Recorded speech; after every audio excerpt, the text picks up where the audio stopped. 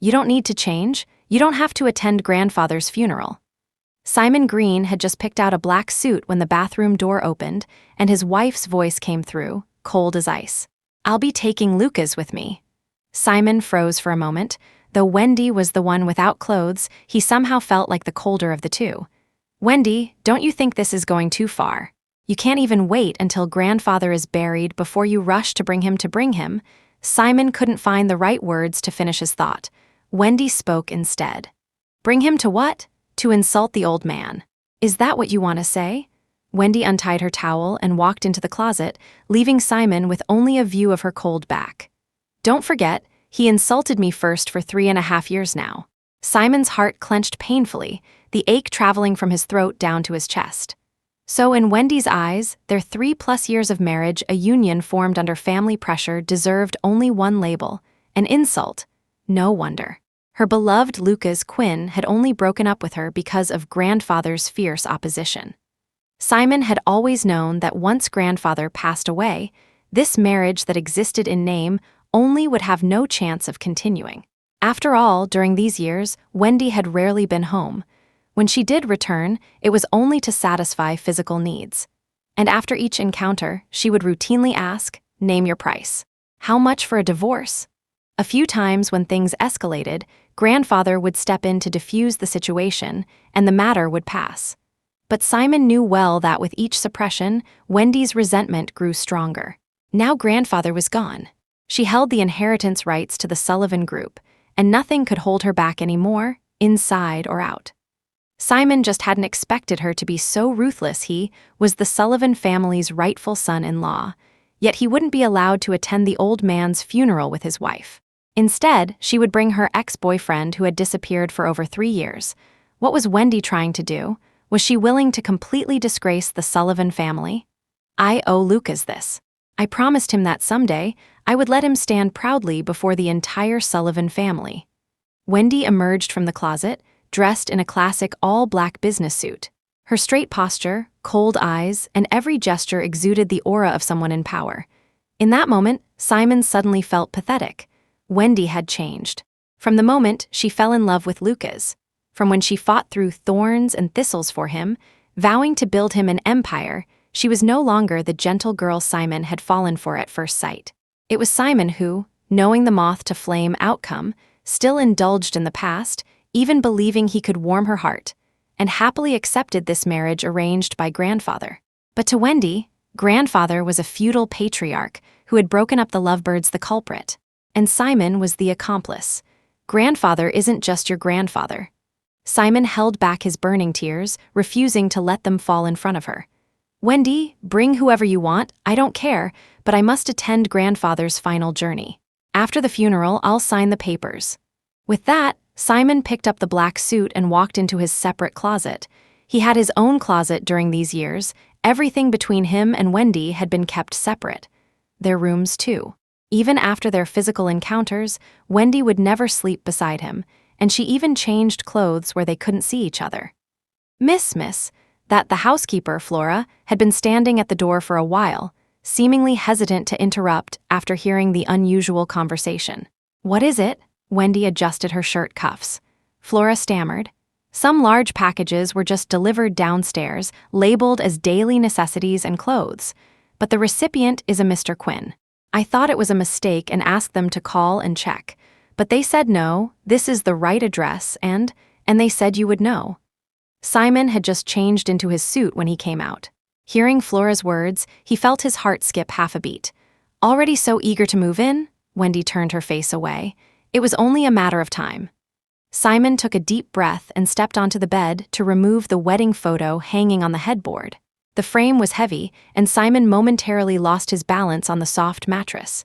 Seeing Simon about to fall, Wendy quickly stepped forward to grab his hand. Simon, what are you doing? Put his things in my room for now, Simon said seriously to Flora, looking down. Photos like this? It wouldn't be appropriate to keep them anyway. Walter Sullivan's funeral was grand, with many people from business and political circles coming to pay respects. Some came to honor the new head of the Sullivan family, Wendy, but most were drawn by old Walter's personal charisma. Walter Sullivan had risen from nothing to build his fortune. Later, he lost his son in middle age and raised his only granddaughter single-handedly. He was principled, valued relationships, strong but not oppressive, yet he had interfered heavily in Wendy's marriage. Some said he disapproved of Lucas Quinn's background, that the match was unequal. After all, Lucas was 4 years older than Wendy and had been a band vocalist in bars and clubs. Others pointed out that Simon, whom he later found for Wendy, was just the son of a family driver. Though he later attended medical school and became a doctor, that was equally mismatched.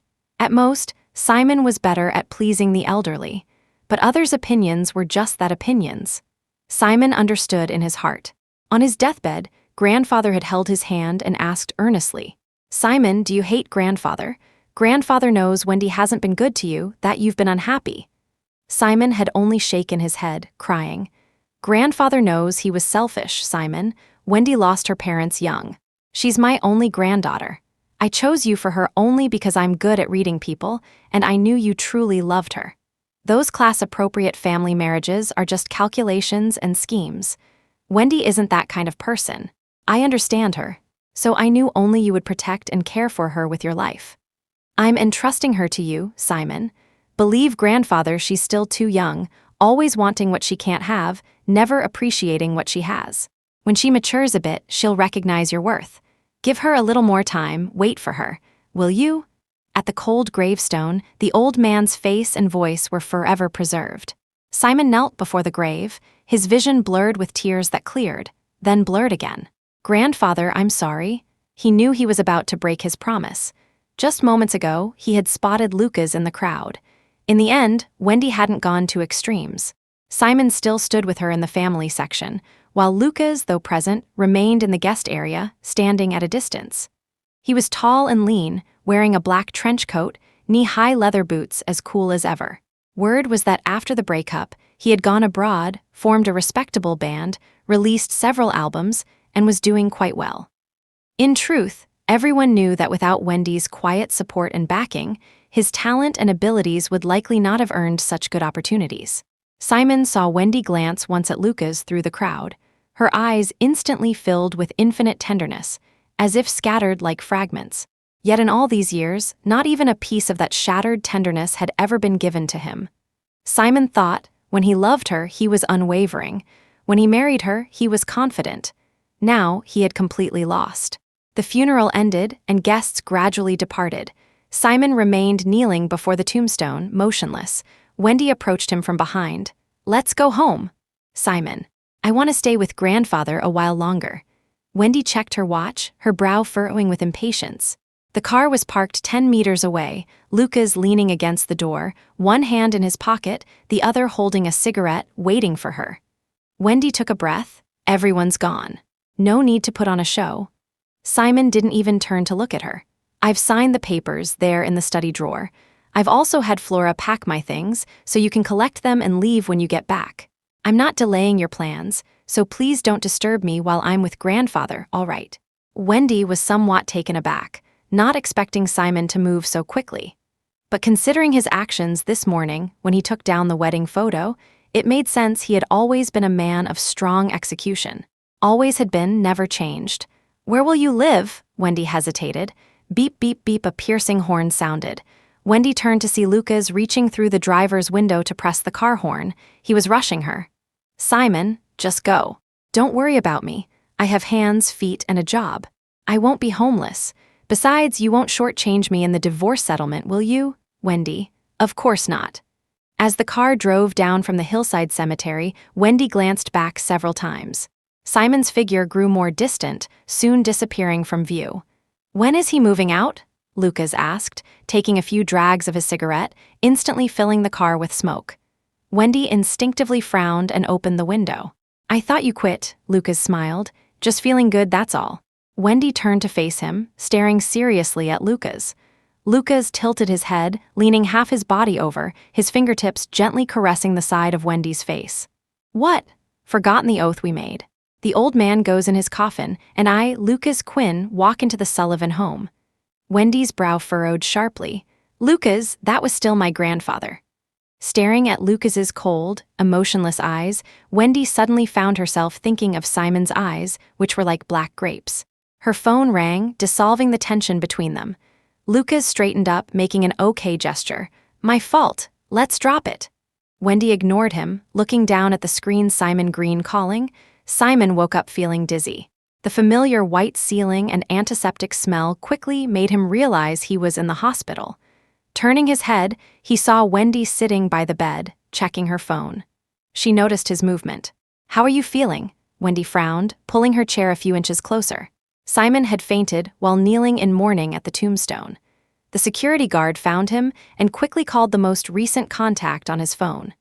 Wendy immediately had the driver turn back and rushed Simon to the nearest hospital. He was an emergency doctor at this central hospital, so the attending physicians were all his colleagues. When they saw Wendy, everyone was surprised.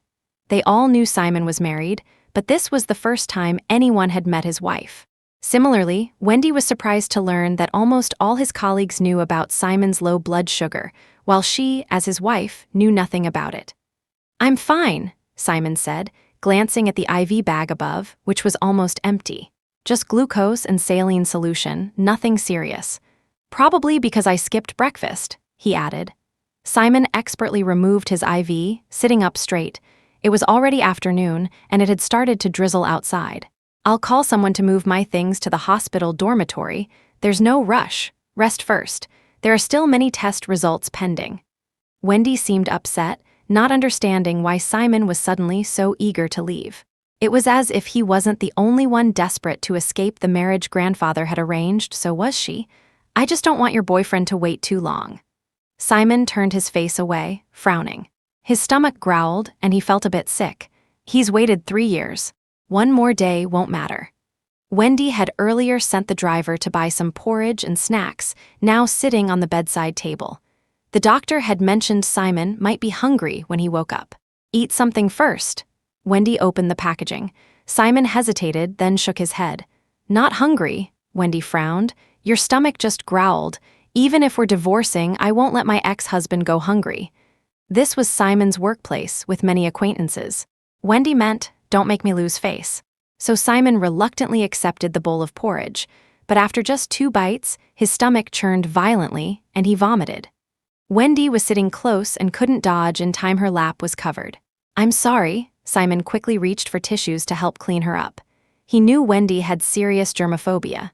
In the past, when she drove him to school, she never allowed eating in her car, not even a quick bun when breakfast was rushed. Until later, when he saw Lucas sitting in her passenger seat, greasy fingers tearing into fried chicken, it seemed those rules could be broken, just not for him. "Forget it, don't bother." Wendy pushed Simon's hand away and went to the bathroom. On her way out, she passed a doctor in the hallway. "Simon." The doctor, Lillian Hendricks, was Simon's senior from medical school, 2 years ahead of him. "How are you feeling?" she asked. Simon nodded. "I'm fine, Senior Lillian.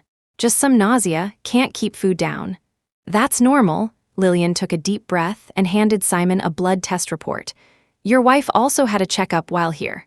She's experiencing pregnancy symptoms." The report showed elevated HCG levels, clearly indicating pregnancy. This, Simon was shocked beyond words. Lillian adjusted her glasses. "What? You don't know about your wife's condition?" Indeed, Simon hadn't known Wendy was pregnant. Wendy approached these matters based on her mood. Sometimes, after drinking too much, they wouldn't use protection, and Simon would carefully clean up for her. But accidents happen, and pregnancy wasn't surprising. What was surprising was that this happened just as they were about to divorce. Simon lowered his head, feelings mixed. "Your wife doesn't seem to want to tell you, though," Lillian said flatly. "Senior Lillian, could you please keep this from Wendy for now? Let her think I don't know." Simon pleaded with Lillian. Regarding this child, he wanted to try persuading Wendy to keep it himself. Lillian nodded. "I won't say anything, but you need to think carefully. Also, her progesterone is a bit low. If she wants to keep the baby, she should be extra careful." Simon nodded. "I understand. Thank you, Senior Lillian. Just call me Lillian." Lillian adjusted her glasses, the lenses reflecting a genuinely warm light. Actually, I never thought you'd get married right after graduation. I thought when I returned from my advanced studies." "Lillian?" Simon interrupted her, shaking his head. I'm a bit tired now. Cupid's arrows were circular. She liked him, he liked her, she liked him. Who was whose unrequited love? Who was whose cherished memory? Simon looked out the window. He had grown up without a mother, living with his father who worked as a private chauffeur for the Sullivan family. Later, a car accident claimed his father's life, along with Wendy's parents. Old Walter, seeing Simon alone and pitiful, raised him like a grandson, supporting his education. Now Walter was gone. For Simon, the only person he could call family was no longer here. And now fate had given him this child, a smile of expectation spread across his face, reaching deep into Simon's heart, nurturing his decision. Boy or girl, they would name it Warmth. What are you smiling at? Wendy returned from the bathroom to find Simon sitting up in bed, staring out the window, smiling. Wendy paused, suddenly feeling uncomfortable. She thought Simon's smile was too relaxed, too clear. In their 3+ years of married life, she had never seen him smile like this. What did she tell you that made you so happy? Wendy glanced down the hallway where Lillian's figure had disappeared. Simon shook his head. Nothing, just that I don't have anything serious wrong with me. My readings are normal. Wendy scoffed. Just that, Simon tilted his head. Isn't that enough? What could be more joyful for a person than good health? Does anything else really matter? There was nothing wrong with Simon's words, but to Wendy's ears, they felt like a splinter, not painful, but uncomfortable. Since you're fine, move out as soon as possible. Throwing out these harsh words, Wendy left the room without looking back. She had a flight that afternoon, originally planning to go on a business trip. Simon's collapse had made her reschedule, but somehow, seeing his carefree smile made her feel like she'd punched a cotton ball, frustrated and stifled. She had worried about him for several hours. Couldn't he at least say thank you? Charlotte, take me to the airport, she called her assistant, deciding to rebook her flight. Simon left the hospital, intending to go home first to collect some regular clothes. Before he even entered the door, he heard thunderous music from inside. He glanced at the black SUV parked by the entrance, his brow furrowing sharply. Flora, what's going on? Simon opened the door. It's Mr. Quinn, Flora stammered. Shoe prints scattered across the floor, beetle nut juice spit everywhere, lingering smoke in the living room, and two strangely folded pieces of tin foil on the coffee table. Heavy metal music pounded from upstairs, and Simon clenched his jaw. Flora, call the police. Flora was stunned. But sir, Simon gripped his fist. You still call me sir, which means you understand that as long as I'm not divorced from Wendy, I am the man of this house. Picking up the tin foil from the table, Simon's heart raced. Wendy was about to board when she received a call from her assistant, Charlotte. When she arrived at the police station, Lucas and his band members were seated on the right side of the waiting room, while Simon sat alone on the left, a haggard figure. The stark contrast made it impossible for Wendy to take her eyes off him. Miss Sullivan, the paperwork is done. Just sign here and you can take them, said the officer handling the dispute. Lucas stood up, coolly adjusting his leather jacket. He brushed past Wendy without even looking at her, dropping only one line, sort out your husband first, then call me. Lucas. Wendy grabbed his wrist. What happened? Two band members flanked him with fake smiles. Wayne sneered. Boss, our man specially called everyone over to rehearse. What a welcome, police cars, I've never seen anything like it, Robert. Boss, don't forget, next month's Mango Music Festival is your real investment. If we can't get our new song ready, will your soon-to-be ex-husband accuse you of laundering money or transferring assets? Ha-ha. Lucas raised his hand to stop them, first glancing at Simon, then at the police. Officer, have our blood test results come back. Can you clear our names now? The police nodded. They're back. No illegal substances detected. Lucas gave a cold laugh, walking up to Simon. Mr. Green, hear that? I was clean and sober when I brought friends to the villa to practice, invited by Miss Sullivan. You can suspect me of using drugs, but can I suspect you of taking something that gave you paranoid delusions? Lucas finished, gave Wendy a look, then left with his entourage of friends. What's this about? In the interrogation room, Wendy sat with her legs crossed across from Simon. It's exactly as you saw. Simon's voice was low but composed. If you're unhappy with the figures, you could have told me directly. Wendy rolled up her shirt sleeves, her gaze intense. Why put on such a righteous act at first? In the end, you still can't let go of being the Sullivan son-in-law, can you? Simon's face remained expressionless as he looked up. First, grandfather's mourning period isn't over yet, and Lucas was the first to break protocol by making a ruckus during this time. Second, I haven't received the divorce agreement yet. Even though you've signed, there's still a 30-day cooling-off period.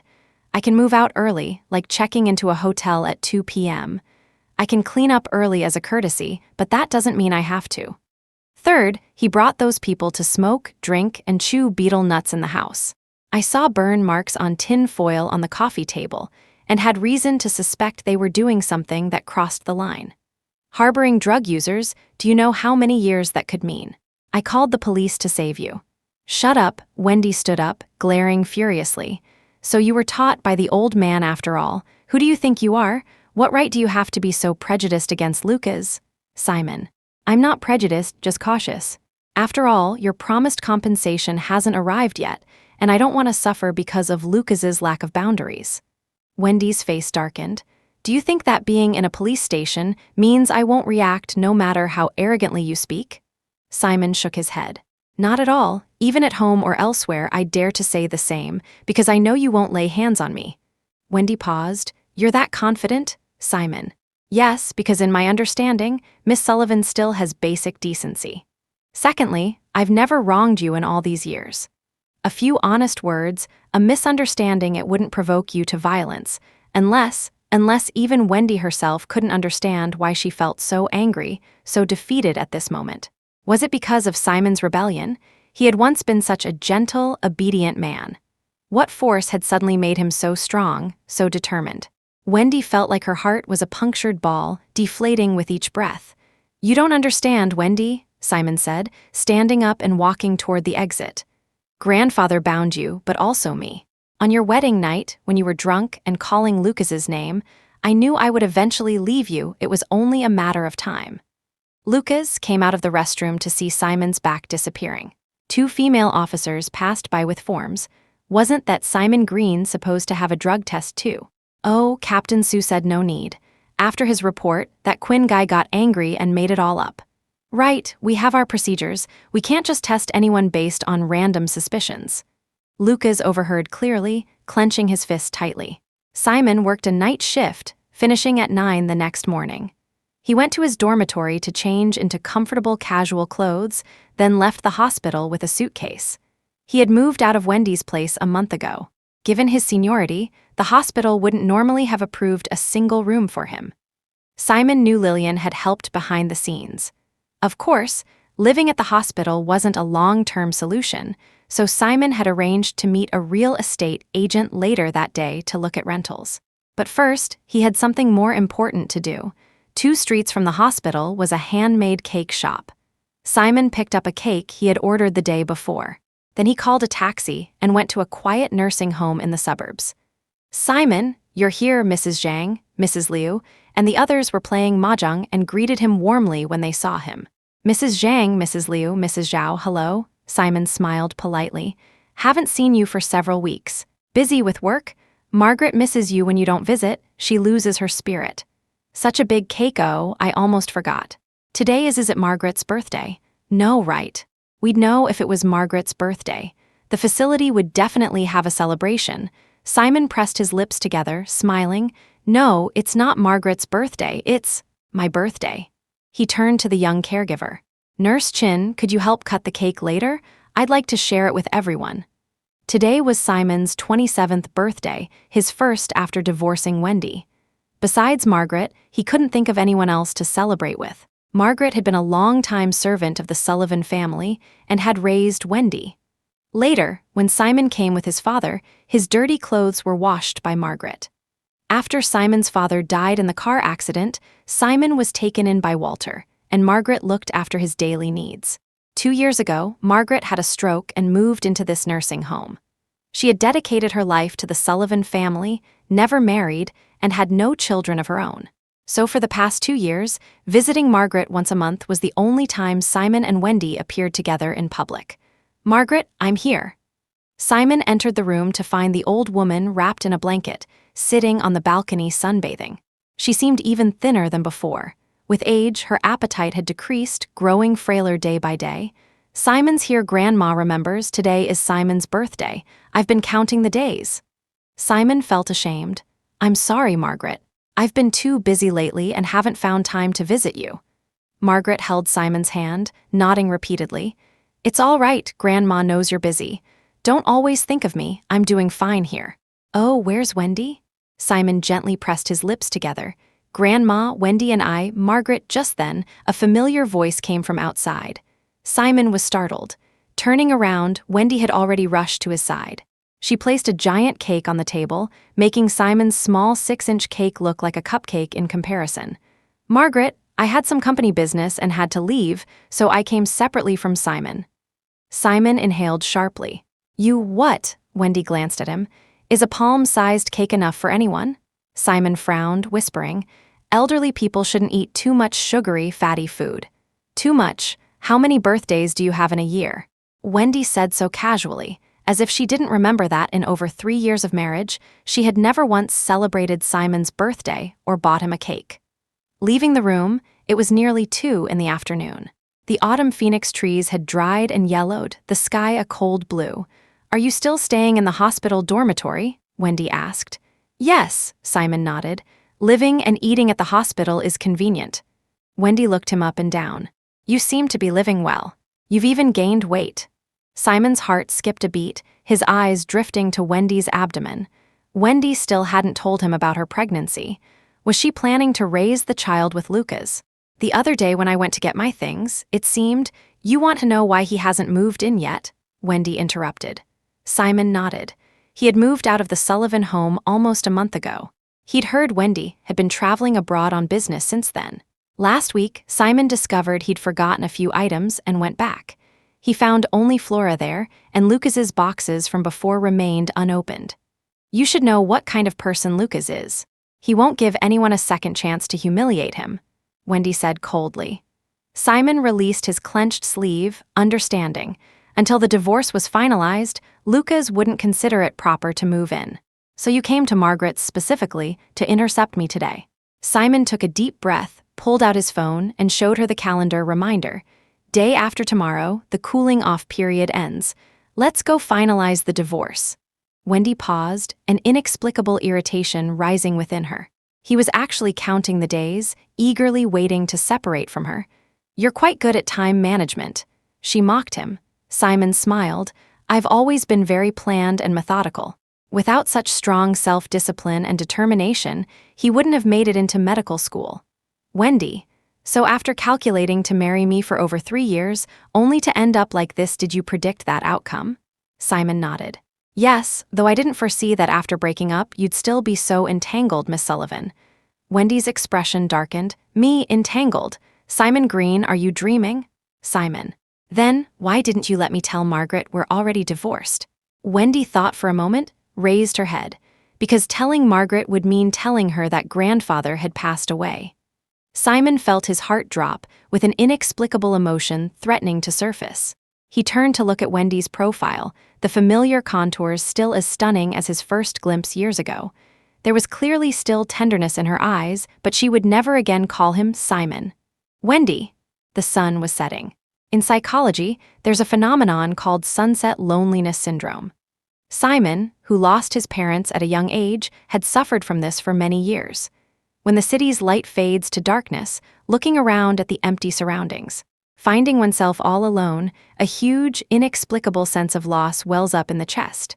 Simon had thought that leaving this marriage in name only would gradually cure this condition. Can I ask you one last question? Last? Wendy scoffed. We're just getting divorced, not saying eternal goodbyes. What do you mean, last? Simon looked up very seriously. Grandfather is gone and we're divorced, so there's something I've never had the chance to ask all these years. Today, will you answer me honestly? If only, just if Lucas had never appeared or if he hadn't followed grandfather's arrangement to marry Wendy, would you, at least, not have detested me so much? Then at least, all the gentleness of your youth would have been genuinely given to me. Simon, Wendy murmured, aren't you curious why I came today and wouldn't let you tell Margaret about grandfather's death? This sudden change of topic left Simon momentarily stunned. He was about to speak when an urgent phone call came through. It was from the emergency department director. "Simon, where are you?" "Simon, Director, I'm off today." "Director, there's been a serious stage collapse at the Star Art Stadium during rehearsal. Casualties are massive, everyone's leave is cancelled.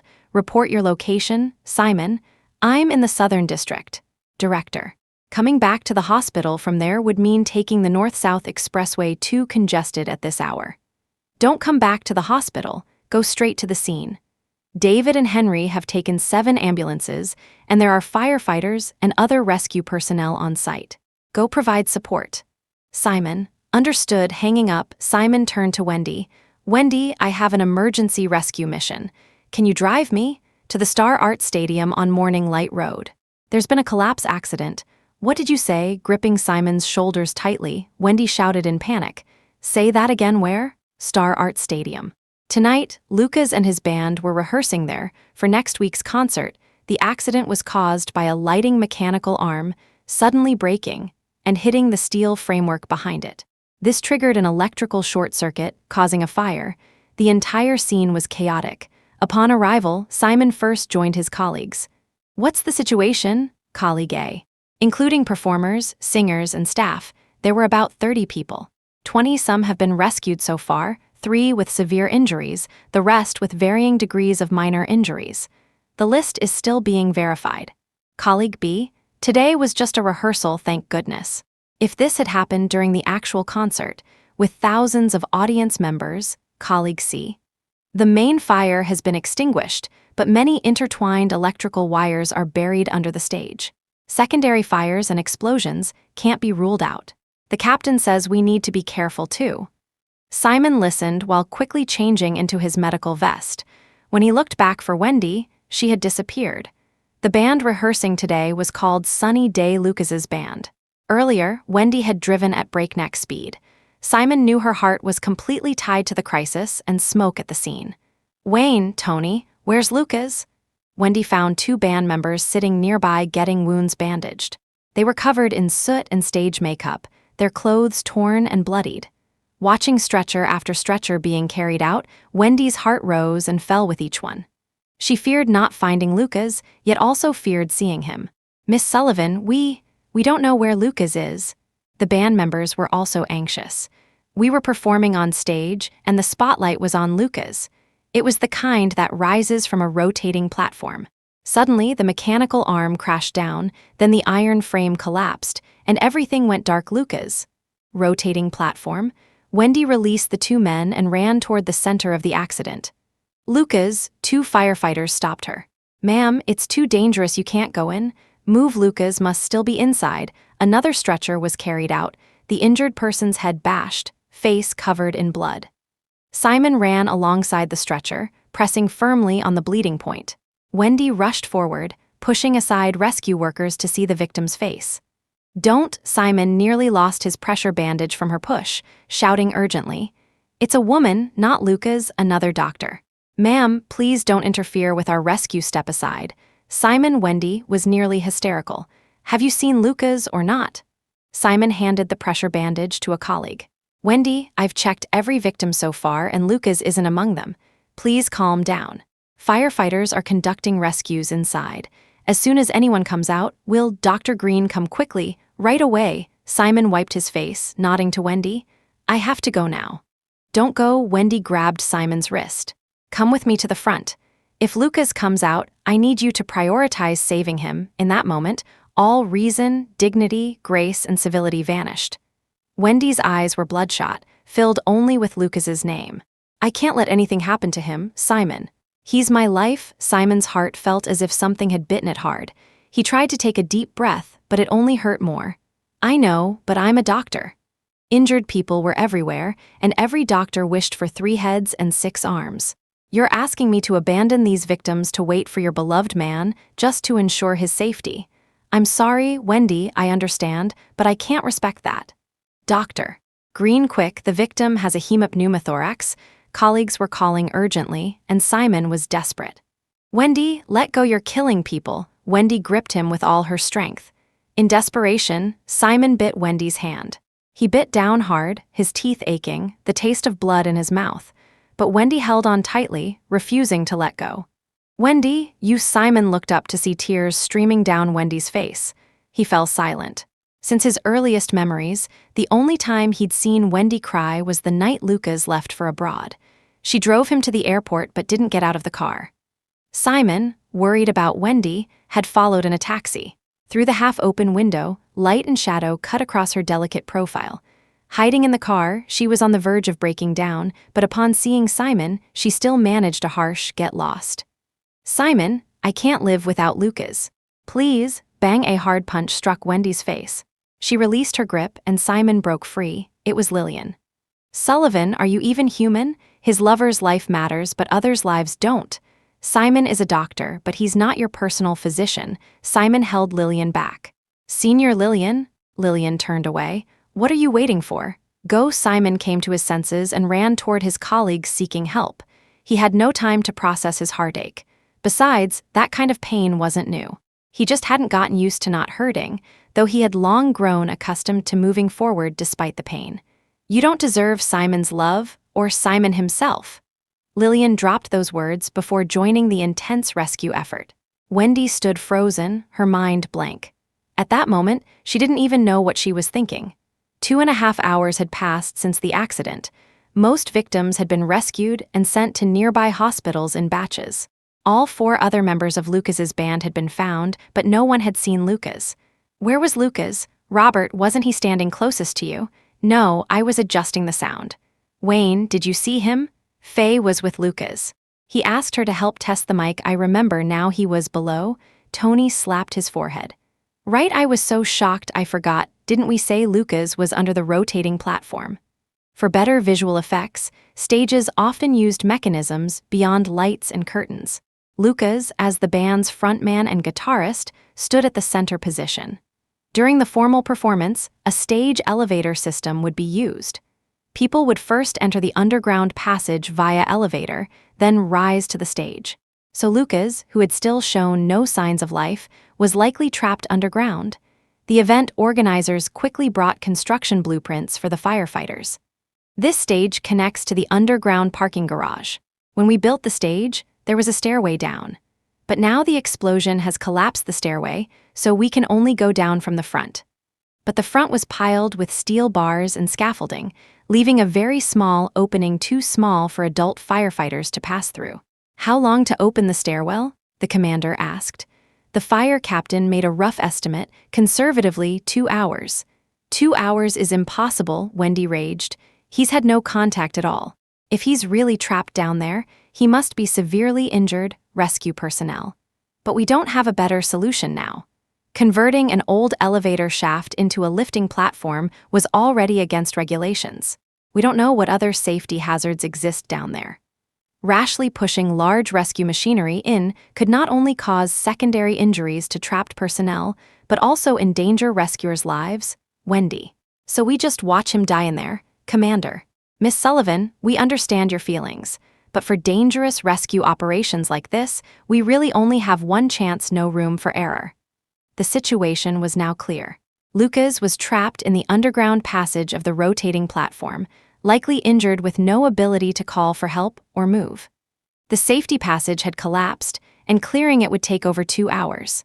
The environment inside was unknown electrical wires, fire hazards, explosion possibilities, all uncertainties.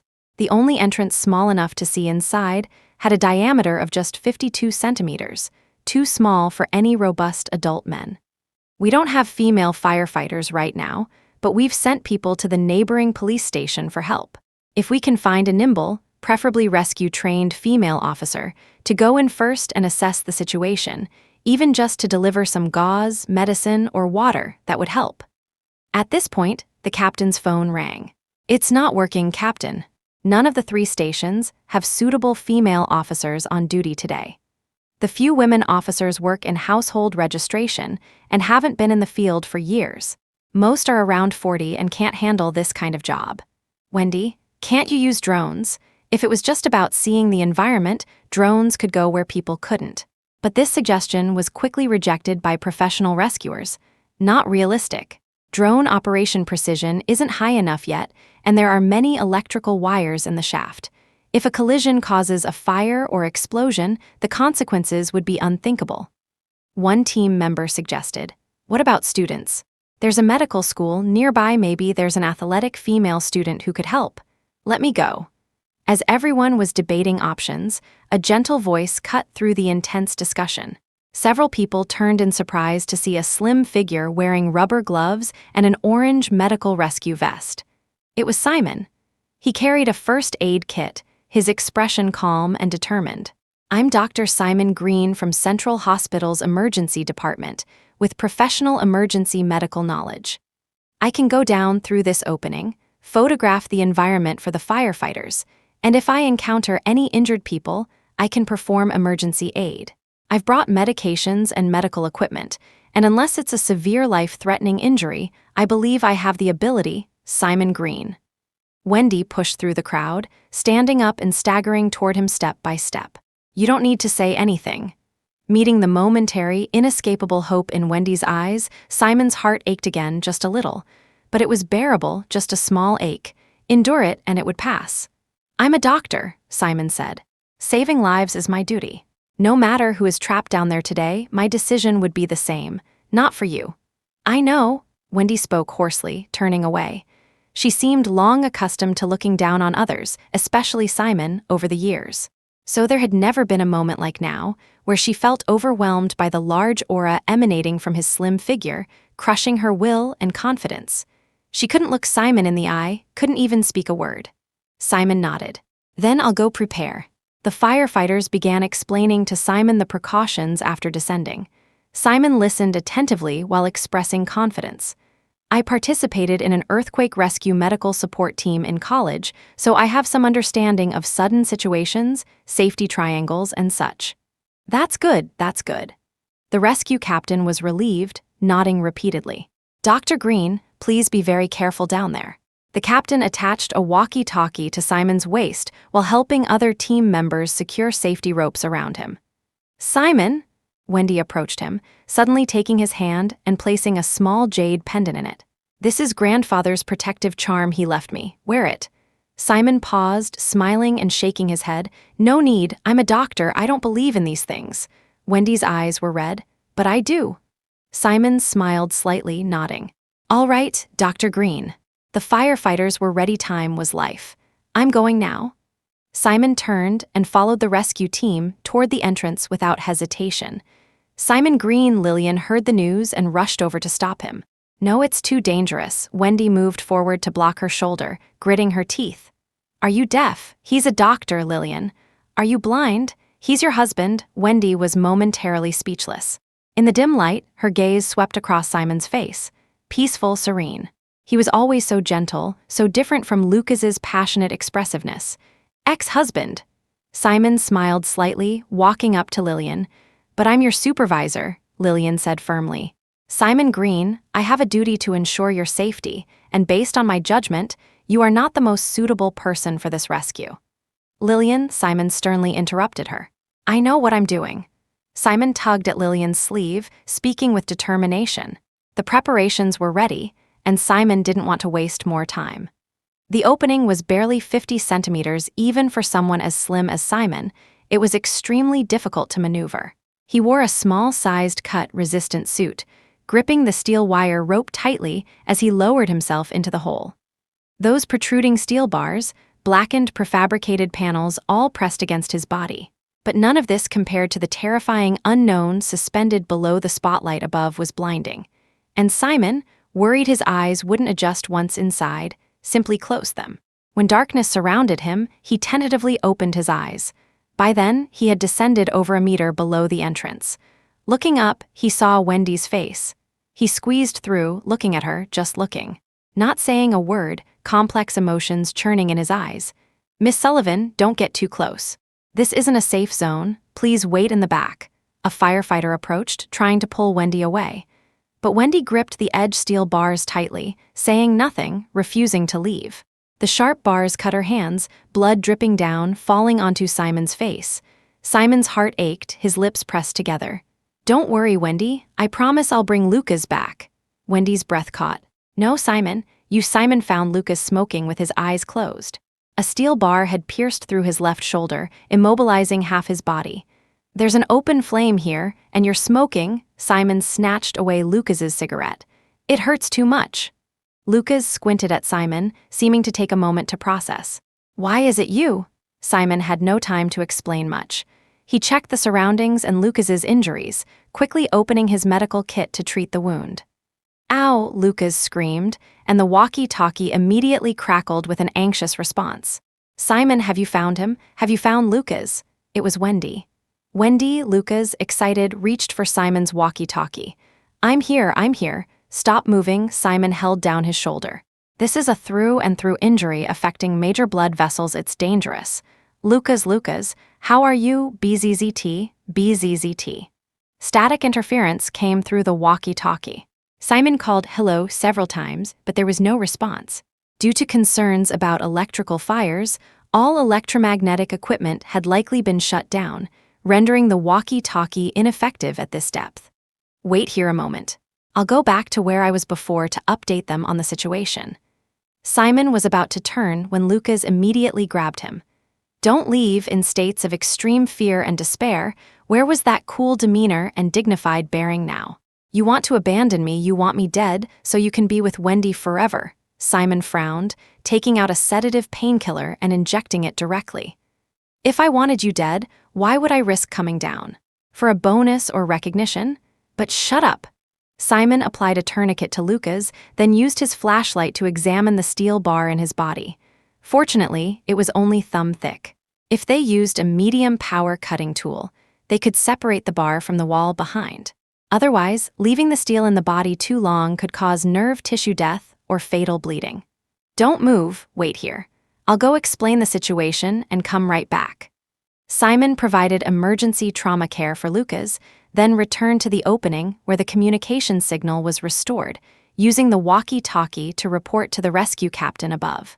You're saying it's a penetrating steel bar injury? Yes, we can't rashly remove the bar. It would cause massive bleeding. We can only cut it on site. Simon was clear and logical, but theory was one thing, practice was another. Wendy was frantic. Simon, don't act recklessly. Are you sure you can do this? How could he operate a high-powered cutting machine with no assistance? One mistake could cause fatal secondary injuries to Lucas. Simon hesitated. I'm not sure, Wendy shouted. Then why are you talking nonsense, Simon? But right now, this is the only chance. Do you need me to swear that if anything happens to Lucas, I'll pay with my life before you'll feel at ease? Wendy paused. Simon, that's not what I meant. Simon, then stop wasting time. The terrain down here is complex, with wires and obstacles everywhere. Pushing through from the main entrance would take more than 2 hours. Once I cut the steel, I'll secure Lucas with safety ropes. Pull him up first. With that, Simon switched off the walkie-talkie. He didn't want to hear Wendy's nagging. In all their married years, Wendy had never spoken so many words to him. Simon spent a full 40 minutes using a saw nearly half his weight to carefully cut through the steel bar.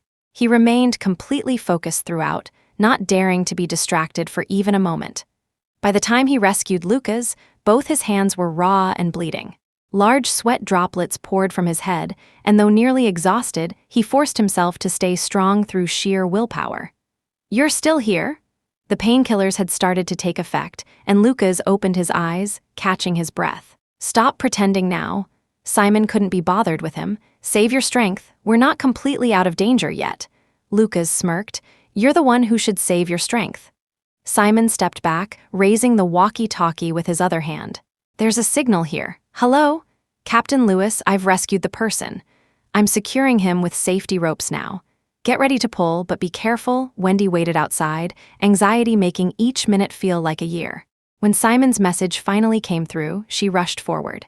Simon, where's Lucas? How is he? Simon's heart tightened slightly. Shut up, let Captain Lewis respond.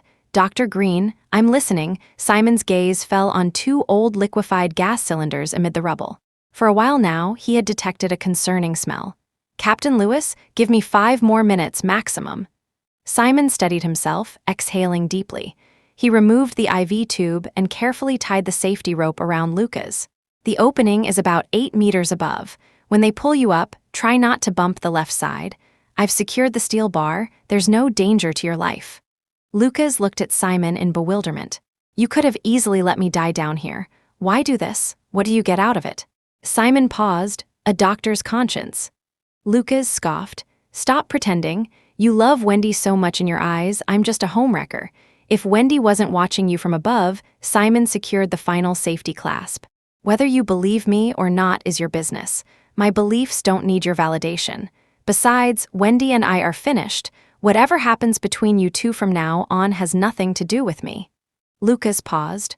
Really? Simon felt his pocket and gave Lucas the charm Wendy had just given him. Here, return this to you both. Lucas looked down at the jade pendant, biting his lip. Then he opened his hand and placed something small in Simon's palm. It was a chocolate. Lucas, I remember today is your birthday. I saw it in Wendy's phone calendar. Here's a chocolate happy birthday. The safety rope rose higher, the opening's light flickering. Simon looked up, gradually losing sight of that familiar face. Loved, missed, indebted, released, and unable to release, did any of it still matter?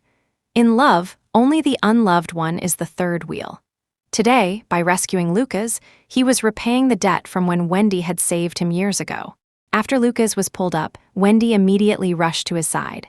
Lucas, why is there so much blood? Lucas, doctors quick, someone help, careful, he's badly hurt, be gentle, Captain Lewis. Miss Sullivan, Dr. Green is still down there.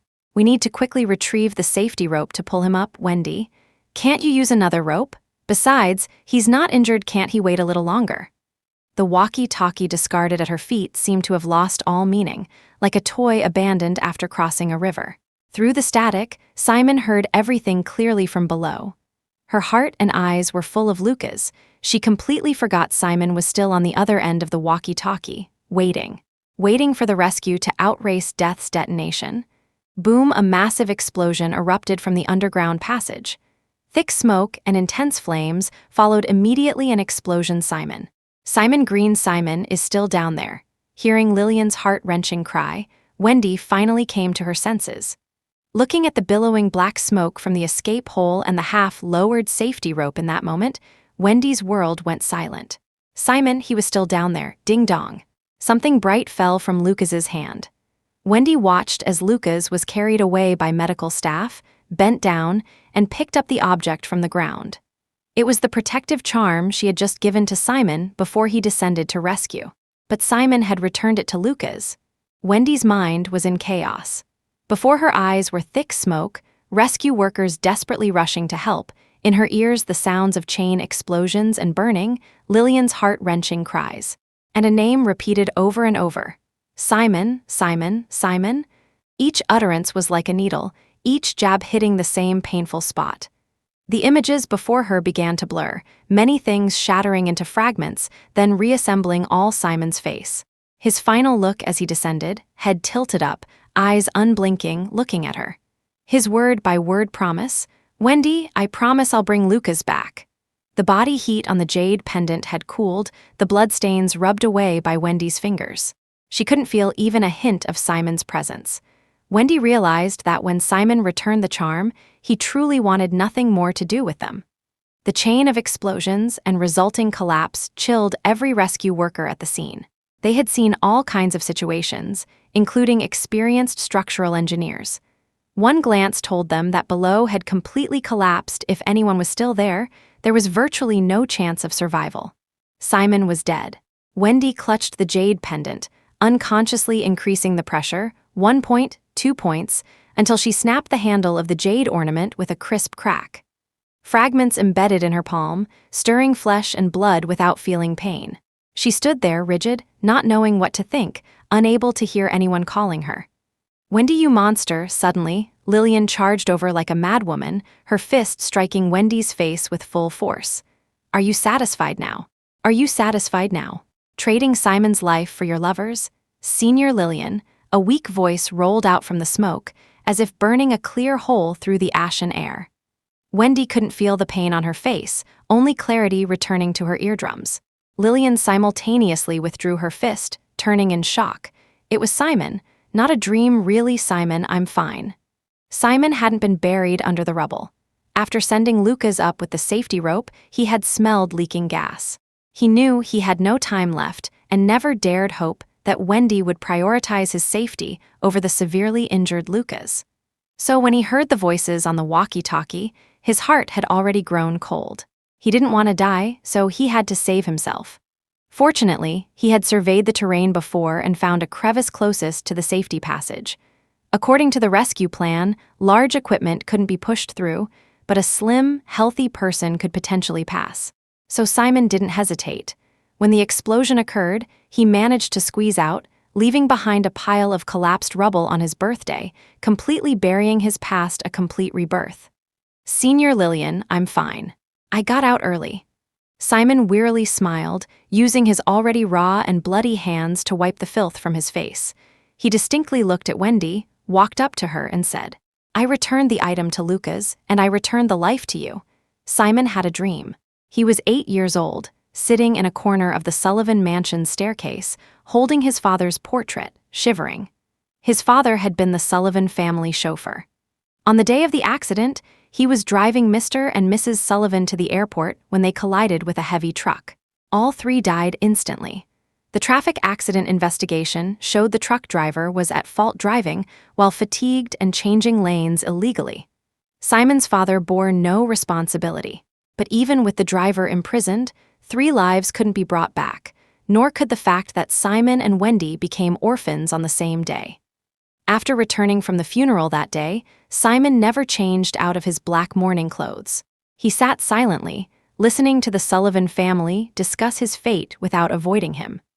Although the traffic accident had established his father's innocence, Wendy's grandmother still couldn't accept losing both her son and daughter-in-law.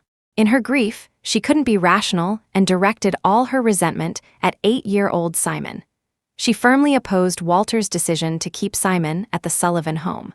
Besides, even with Simon's father gone, didn't he still have a biological mother? Simon's mother had divorced his father when he was very young, later remarrying a small business owner from another town and giving birth to a brother 4 years younger than Simon. Such a family clearly had no room for Simon. But bound by legal custody obligations, Simon's mother had to reluctantly take him back. On the day of departure, Margaret packed Simon's belongings and bought him several new outfits. Walter, out of a sense of duty, gave Simon's mother some money, instructing her to treat Simon well. The day Simon left the Sullivan home, it snowed heavily. Margaret led Simon out the door, and he only looked back once. He gazed at the 3rd-floor balcony window, Wendy's room. Since his parents' deaths, he had become extremely quiet, barely speaking a word all week. Simon thought she must hate him, just like grandmother hated him. Hate that his father hadn't prevented the accident, hate that he was still helplessly alive in this world. But what Simon didn't know then was that young Wendy stood behind that window, secretly watching him. When he got into the car and opened his backpack, he discovered she had secretly packed many snacks inside. Simon only stayed with his mother for half a year before running away. One night, his stepfather came home drunk, tore up his textbooks, and beat him. Simon cried loudly, waking the whole family. But his mother, whom he thought would protect him, instead slapped him hard, telling him to shut up. So Simon ran away, not yet 9 years old, wearing his school uniform, thin shoes, carrying only the backpack he had brought from the Sullivan home. He sneaked onto a train, slept in cold waiting rooms, and was eventually found by good Samaritans who called the police. But he refused to give his mother's name, only saying Wendy Sullivan. The household registration police couldn't trace him because they never imagined that the Wendy Simon mentioned was just a 12-year-old child. They searched nationwide for adults with that name, but found nothing. And among missing children reports similar to Simon, none matched. Simon knew his mother and stepfather wouldn't report him missing. They probably wished he would die out there. Later, police sent him to a social welfare institution, then transferred him to a church orphanage. Simon escaped again on another snowy day. This time, he finally found his way back, remembering every stop he had taken when leaving. When he collapsed at the Sullivan Mansion's gate, his entire body was frozen stiff. Wendy returned with her grandfather and discovered Simon lying in the flower bed like a stray cat. The 12-year-old girl wrapped him in her own coat's warmth. In that moment, she became his light of rebirth and hope, his lifelong direction. Upon learning of Simon's ordeal, Walter insisted on keeping this pitiful boy. He used his resources of many years to threaten Simon's mother with charges of abuse, forcing her to give up custody. At that time, Wendy's grandmother was still ill from the shock of losing her son. To avoid upsetting grandmother, Walter had Simon stay with Margaret first. He was told not to go out and couldn't attend school yet. So every afternoon, after school, Wendy would sneak into Margaret's room to tutor Simon, telling him about things happening at school. Not long after, Wendy's grandmother passed away. After the funeral, Walter held Wendy's hand in one hand and Simon's in the other. Overnight, he seemed to age 10 years. If the dream had ended here, what a beautiful story it would have been, Simon thought. They had relied on each other throughout their youth, healing the most similar wounds in each other's hearts with a tenderness time couldn't match. Simon was like a lake of warm spring water, all-encompassing, accompanying the most important girl in his life, watching her grow, encouraging her forward until she stopped before a blooming rose. Even as she reached out and was pricked bloody, Simon could only silently bandage her wounds. When Simon was 20, he attended a New Year's music festival with Wendy and some friends. Back then, Lucas was just a guitarist in a small amateur band, not even qualified for a proper stage position. He wore a sleeveless shirt, short hair, tattoos sexy yet restrained. In Wendy's methodical growth trajectory, he descended dramatically, completely dismissive of a privileged young lady like her. But Simon understood. Wendy only needed one glance. With that single look, the passionate fire in her eyes awakened. The fire in her eyes eventually dried up the lake of water that had surrounded her. When love isn't love, there's no right or wrong. Simon felt his only mistake was agreeing to grandfather's marriage arrangement with an optimistic heart. But he had his private desires and love. He thought he could manage, couldn't bear to let go of the truth already written in future warnings: if you like two people, choose the second. If you truly loved the first, you wouldn't have fallen for the second. Now, grandfather was gone, and he finally received his long-overdue exit card. But at least he had rescued Lucas, at least he had repaid the kindness the Sullivan family had shown him years ago. At least he still had a child. Though the world was broken, he still had heart and strength to mend it. At least. Simon's tears stung his ears as the dream finally ended. He found himself lying in the hospital dormitory, an IV in his arm. Lillian had stayed with him most of the night, having just dozed off when Simon woke her. Simon looked up at the medication in the bottle, trustingly nodding to Lillian. "There's a transverse wound on your abdomen. It's been treated, but you need plenty of rest," Lillian said, lifting his hospital gown to show him. Wendy walked to the door, hearing Simon and Lillian talking. Her heart skipped a beat. Through the door crack, she saw Lillian sitting by Simon's bed, seemingly doing something to his stomach, even lifting his clothes. Suddenly, an inexplicable anger surged within her. Bang, the door was kicked open. "What are you doing?" Simon jumped, quickly covering his abdomen. Wendy was absolutely furious. What were these two doing behind her back? Did they have any respect for her at all? "Don't you know how to knock?" Lillian stood straight, giving Wendy a cold, contemptuous look. Wendy was livid. "What did you say? I need to knock to enter my husband's room?" They still had 3 days before the cooling-off period ended. She and Simon hadn't finalized the divorce, they were still legally married.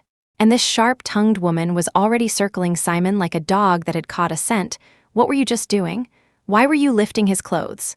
"Wendy, that's enough," Simon sternly commanded. Senior Lillian was checking if I had internal bleeding. "Stop making a scene." Wendy was taken aback, her fists clenched tight. "Doesn't the hospital have other doctors?" "No male doctors." "Wendy, doctors and patients aren't separated by gender." Simon looked at Wendy coldly. "Lillian and I have nothing to hide. Don't think everyone is so filthy. Besides, don't forget the chief surgeon who operated on Lucas was also a woman. Aren't you concerned about him being exposed?" Simon rubbed his abdomen, slowly lying back down. He said he was very tired and needed to rest. "Wendy, you should be at Lucas's side, accompanying him, not barking endlessly here." Wendy's face turned blue with anger, the veins on her arms visible. "Simon Green, have you forgotten we're still not divorced?" Simon turned his face, no longer looking at her. "I haven't forgotten, which is why you should let me rest for a couple of days. Once I'm better, we won't delay finalizing the divorce." Lillian sat beside Simon, taking his other hand, disinfecting it, and reinserting the needle into the back of his hand. Her movements were gentle and natural, deliberately slow in front of Wendy. Wendy felt like her heart would explode. "Get out. I need to talk to my husband." Lillian ignored her, adjusting the IV drip wheel to set a gentler speed for Simon to prevent discomfort. "Didn't you hear me?" Wendy grabbed Lillian's shoulder, trying to pull her away. "Don't move," Lillian coldly turned back. "I haven't inserted an IV in years. My hands aren't that steady. At least I'm not like Simon, who could perform steel bar cutting surgery in such a terrible environment." The implication was clear, reminding Wendy that while it's possible to be horrible, it's not acceptable to be so ungrateful. Wendy paused, her gaze falling on Simon's bandaged fingers, her heart softening. She lowered her voice. "I need to speak with him. Please step out for a moment." Seeing Lillian still not moving, watching Wendy vigilantly, Simon turned and nodded. "Senior Lillian, I'm sorry, but could you go rest for a bit?" Since rescuing Lucas that afternoon, Simon had slept for over 4 hours. It was now after 10 at night, and Lillian had been by his side the whole time. She must be exhausted too. "All right, call if you need anything." Lillian pulled the bedside call button within Simon's reach, then left reluctantly. Wendy had a stomach full of anger smothered by cotton. She had no right to be concerned about them being alone together.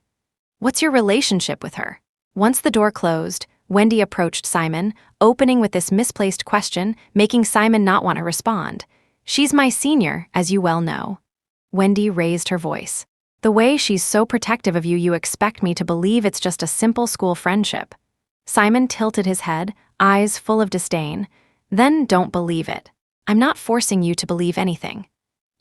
Wendy wanted to explode but felt powerless, realizing Simon no longer feared her anger. He wouldn't be like before, absorbing all her bad moods after arguing with grandfather, or silently enduring all her bitterness and discontent over Lucas's departure. She bullied him. She had always known this but had grown accustomed to it. Accustomed to him never leaving, and to believing that once Lucas returned, he would obediently step aside. But for some reason, she felt deeply unsettled. "Simon, I thought you came to thank me." Simon sighed, looking out the window. It wasn't yet midnight. Today was still his birthday.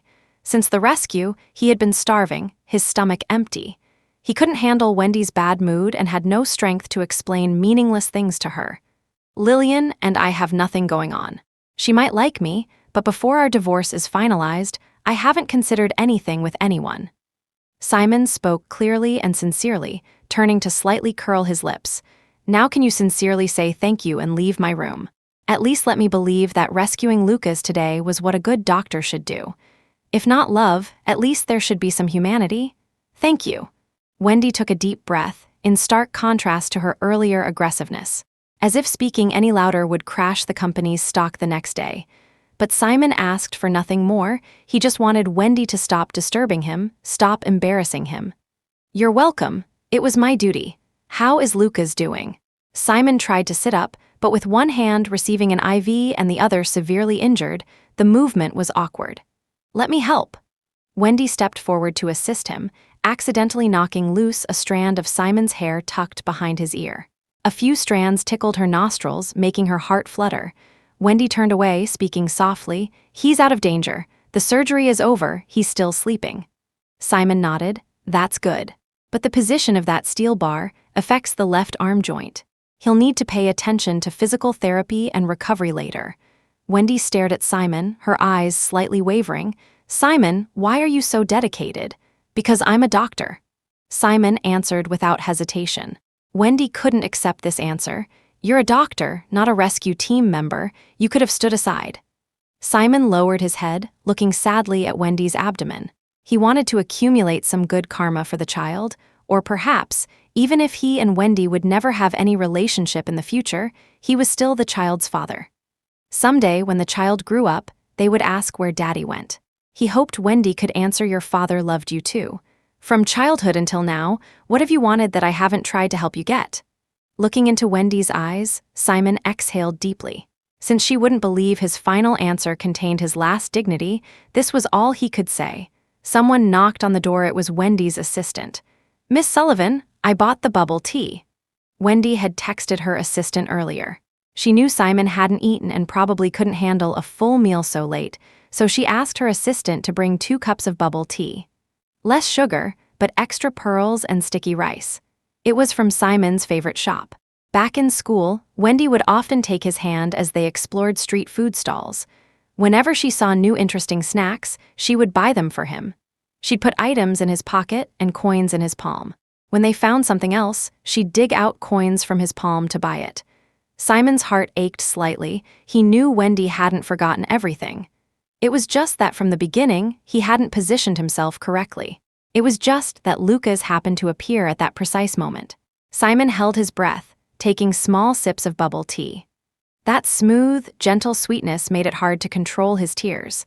Looking up, he saw Wendy frowning as she fumbled with her straw, even trying to open the bubble tea lid quite amusingly. She didn't know how.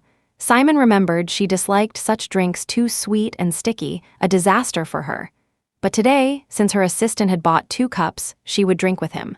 Simon offered, "Let me," but his hands were injured and receiving IVs, not only lacking strength but also puncturing the lid, spilling on Wendy. "Sorry, you have mine," Simon said. However, Wendy refused. She didn't really want the bubble tea. She said she just felt it had been so long since she'd eaten or drunk anything with Simon. Indeed, in 3 years of marriage, she had rarely been home. Simon thought for a moment, "It's okay. After we finalize everything the day after tomorrow, let's have a good meal together." They didn't have to be enemies just because they weren't spouses anymore. Not suggesting they be friends that would be awkward, but at least they were still family, weren't they?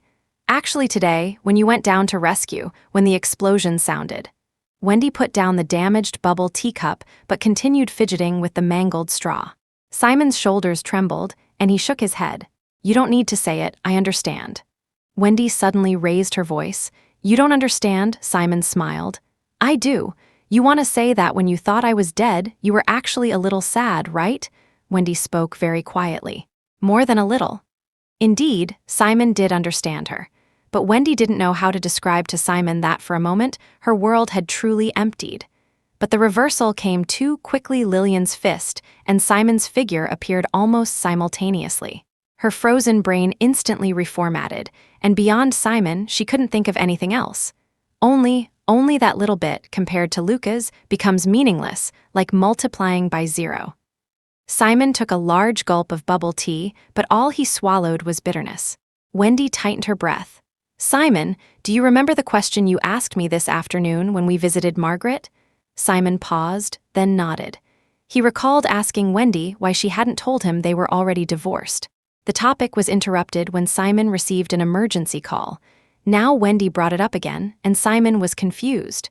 Wendy said, "Because if Margaret knew we were divorced, she would also know grandfather had passed away." Simon let out a soft ah. "So you're deliberately keeping grandfather's death from her, with no plans to tell her."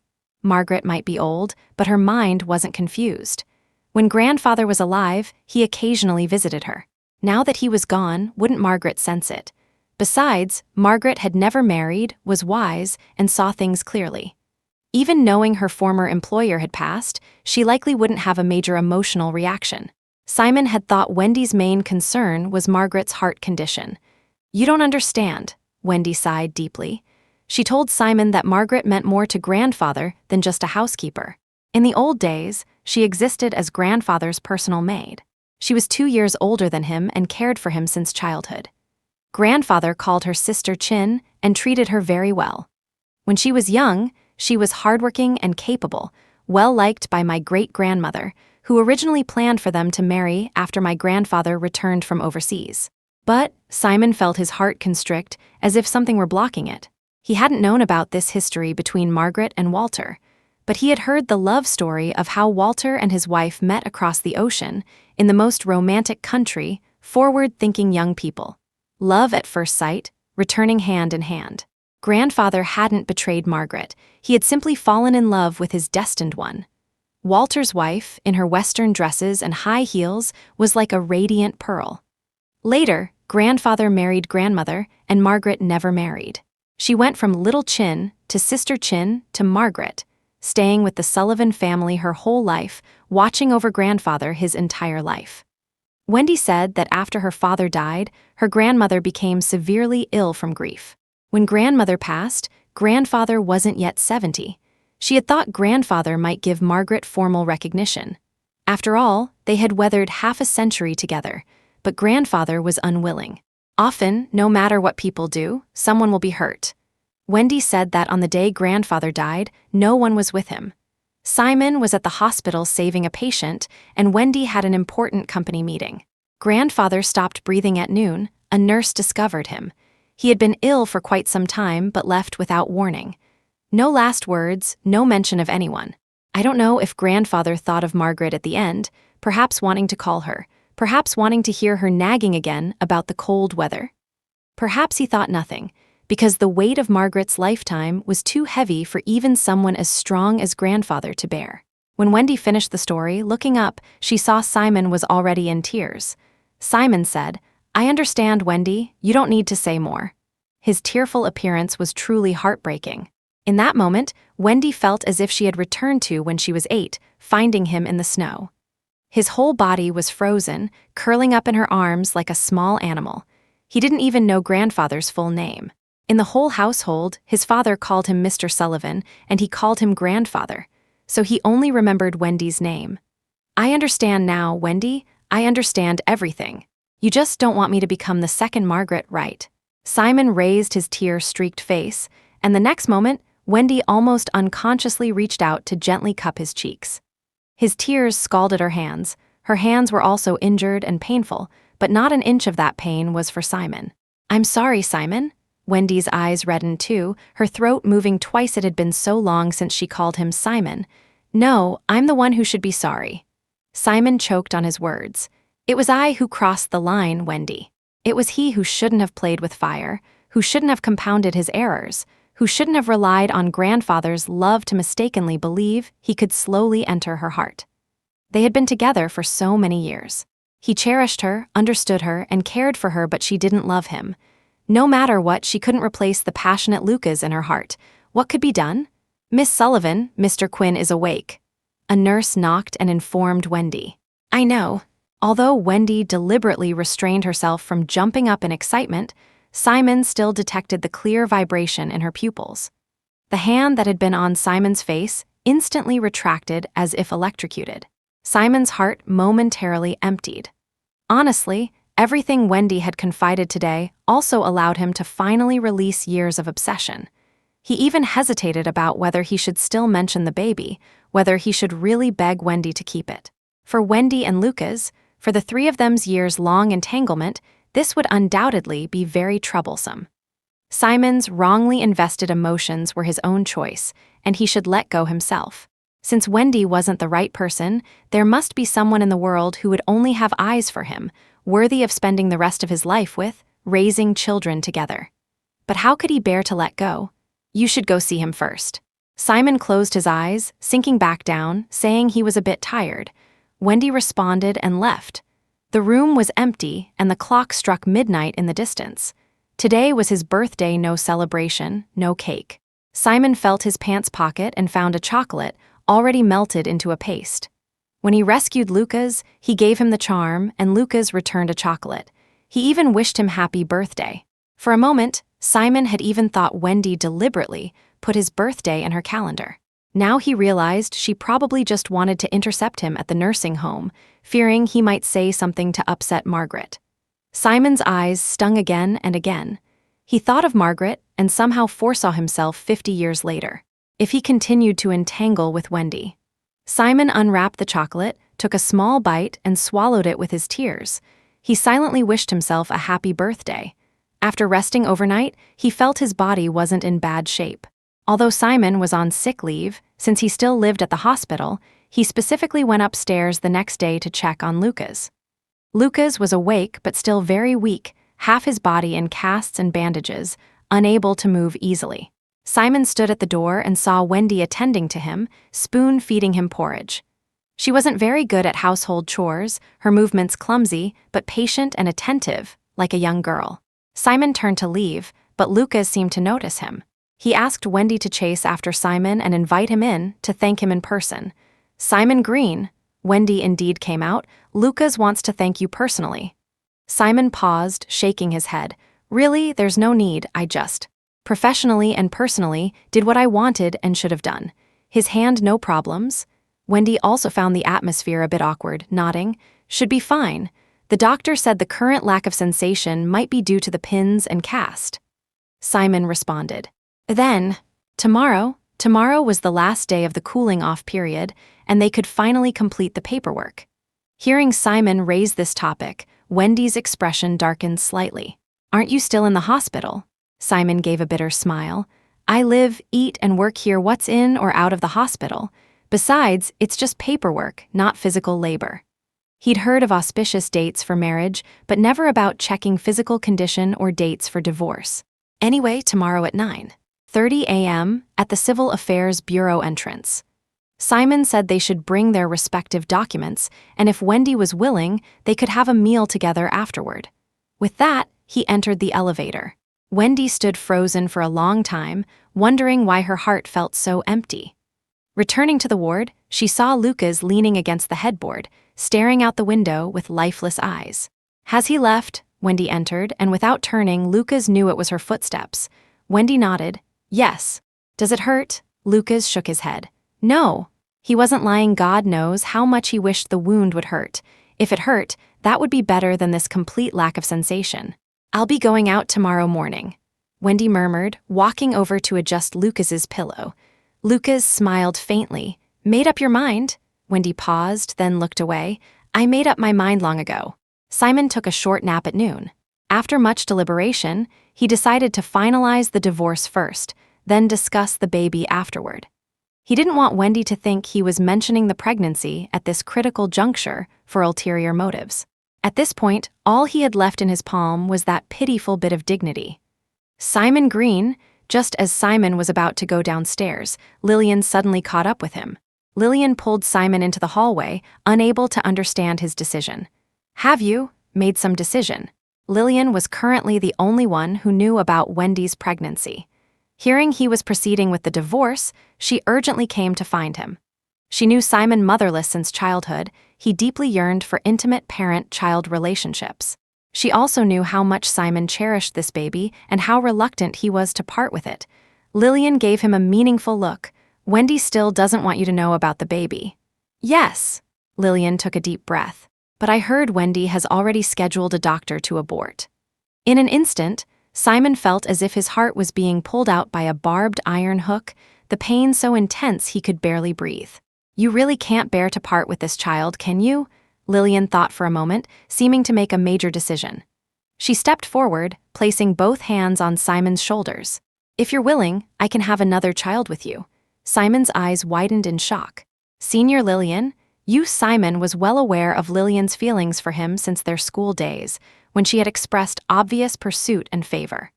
But Simon's heart had long been firmly bound to Wendy, leaving no room to see any other scenery. "No, that wouldn't be fair to you." Simon immediately declined, but Lillian wouldn't give up. Having finally gathered the courage to speak what she had wanted to say for years, there was no turning back. "Simon, listen to me. I like you. From the first time I met you at school, I've liked you very much. Although I knew you were always devoted to someone else, I didn't want to pressure you, so I never made these feelings clear. Later you got married, and I thought since she was willing to marry you, she would treat you well. But these 3 years, I've watched you live unhappily, trapped in the cage of marriage, and it truly breaks my heart. Now that you both want to be free, and you so desperately want a child of your own, think about it. What could be a better win-win solution than marrying me? If you're still not ready to accept me, that's fine. We can be fake spouses, fake partners. I'm willing to wait for you, Simon. I truly am willing." Lillian's speech completely destroyed the fortress in Simon's eyes, yet Simon still shook his head. "It won't work, Lillian. My feelings for you. When I say it wouldn't be fair to you, it's because even now, I still don't have those kinds of feelings for you." "So you're saying, until now, right?" Lillian held Simon's hands, cupping them before her. Her gaze was clear, her voice gentle. "Simon, I said I'm willing to wait. I believe that someday, what if that day never comes?" Simon raised his tear-filled eyes. In the adult world, some truths, though cruel, are the most sincere protection when spoken. "Lillian, what if I I mean, what if I never developed those feelings for you? Lillian's heart felt a dull pain, but that pain quickly dissolved into her bloodstream. If that's the case, we'll see whether you develop those feelings for me first or I lose those feelings for you first. She smiled and said, Simon, don't feel pressured. Even if we don't have that fate, we can still be friends, family, don't you think? That word, family, completely broke through Simon's psychological defenses. His desperate longing for home and family was beyond words. Lillian, thank you. Lillian opened her arms, gently embracing Simon, an embrace that happened to be witnessed by Wendy, who was passing by below, bringing things for Lucas. In that moment, Wendy felt an indescribable irritation in her heart. She couldn't hear what Simon and Lillian were saying, but this embrace was enough for her to imagine Simon would immediately fall into another woman's arms once divorced from her. No wonder he was so eager to leave her. The more Wendy thought, the more upset she became, unable to eat dinner. Returning upstairs, she deliberately didn't enter the ward immediately, not wanting Lucas to notice her disturbed state. Just as Wendy was calculating where to spend some time alone, Lucas's attending physician approached. Miss Sullivan, I was just looking for you. Dr. Sue, what's the matter? Wendy followed the doctor into a nearby consultation room. The doctor's serious expression was quite frightening, and Wendy furrowed her brow, waiting for what followed. It's about Mr. Quinn's condition. Our high-resolution imaging results are back, and I need to inform you that the prognosis may not be optimistic. Wendy's breathing instantly tightened. The next day brought heavy rain, but it couldn't prevent Simon and Wendy from finalizing their divorce. The 30-day cooling-off period had passed. If they didn't appear today, their previous application would be void, requiring them to apply again. So Simon rose early, called a car, and arrived at the Civil Affairs Bureau entrance. The office opened at 9, and he was 20 minutes early. 9:30 came and went, with no sign of Wendy outside. Simon grew anxious. They had clearly agreed yesterday, and she wouldn't stand him up without reason. Besides, she had been at the hospital these days, attending to Lucas. He should have gone upstairs first and come with her. Simon called Wendy, but no one answered. Wendy sat by Lucas's bed, feeding him porridge. Lucas's left hand still had no sensation, his mood consistently poor, with little appetite from being bedridden. Don't you need to go to the office? He asked, noticing Wendy occasionally glancing out the window. Wendy replied, No need, today's matters are all arranged. Meanwhile, Simon's call came through. The phone lay on the bedside table. Simon's incoming call. It vibrated continuously, but she never picked up. Lucas gave the screen a meaningful look. He has business with you. Wendy deliberately looked away. Nothing urgent. However, Lucas's heart wasn't eased by Wendy's response, because he knew today was the day Simon and Wendy were supposed to go to the Civil Affairs Bureau. Wendy, aren't you supposed to get divorced today? Lucas's eyes were bright, flickering with anticipation. In that moment, Wendy's heart was struck hard. In all these years, she had never seen such humble expectation in Lucas's eyes. He had always been so cool, so dismissive, so uncaring. Truthfully, the more dismissive he was of her, the more she couldn't forget him. She even understood that his clamoring to move into the Sullivan home was mostly motivated by wanting to prove himself. The more grandfather disliked him, the more determined he was to enter.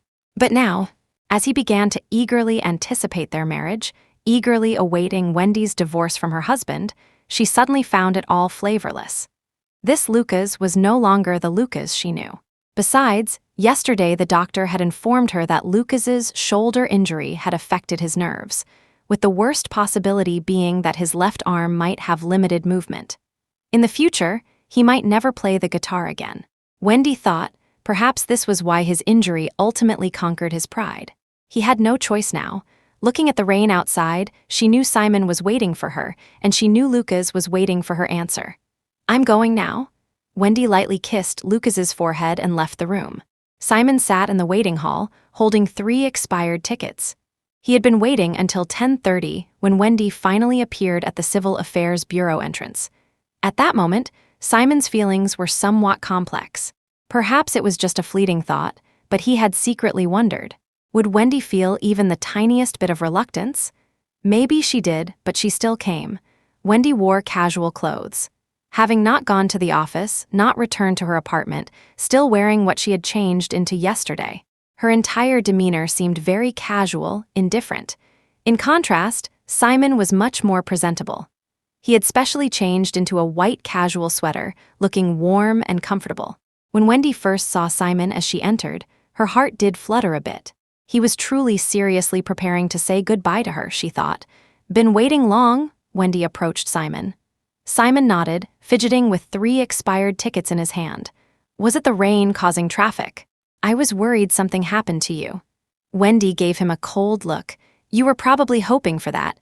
If something happened to me now, divorce would become widowhood quite profitable for you." Simon naturally didn't understand why Wendy harbored such resentment, but over the years, her sarcasm had become routine. Simon didn't argue or mind. He picked up his bag and stood. "Let's go. It's almost our turn." But just then, a concerned lady behind him called out, "Young man, are you all right?"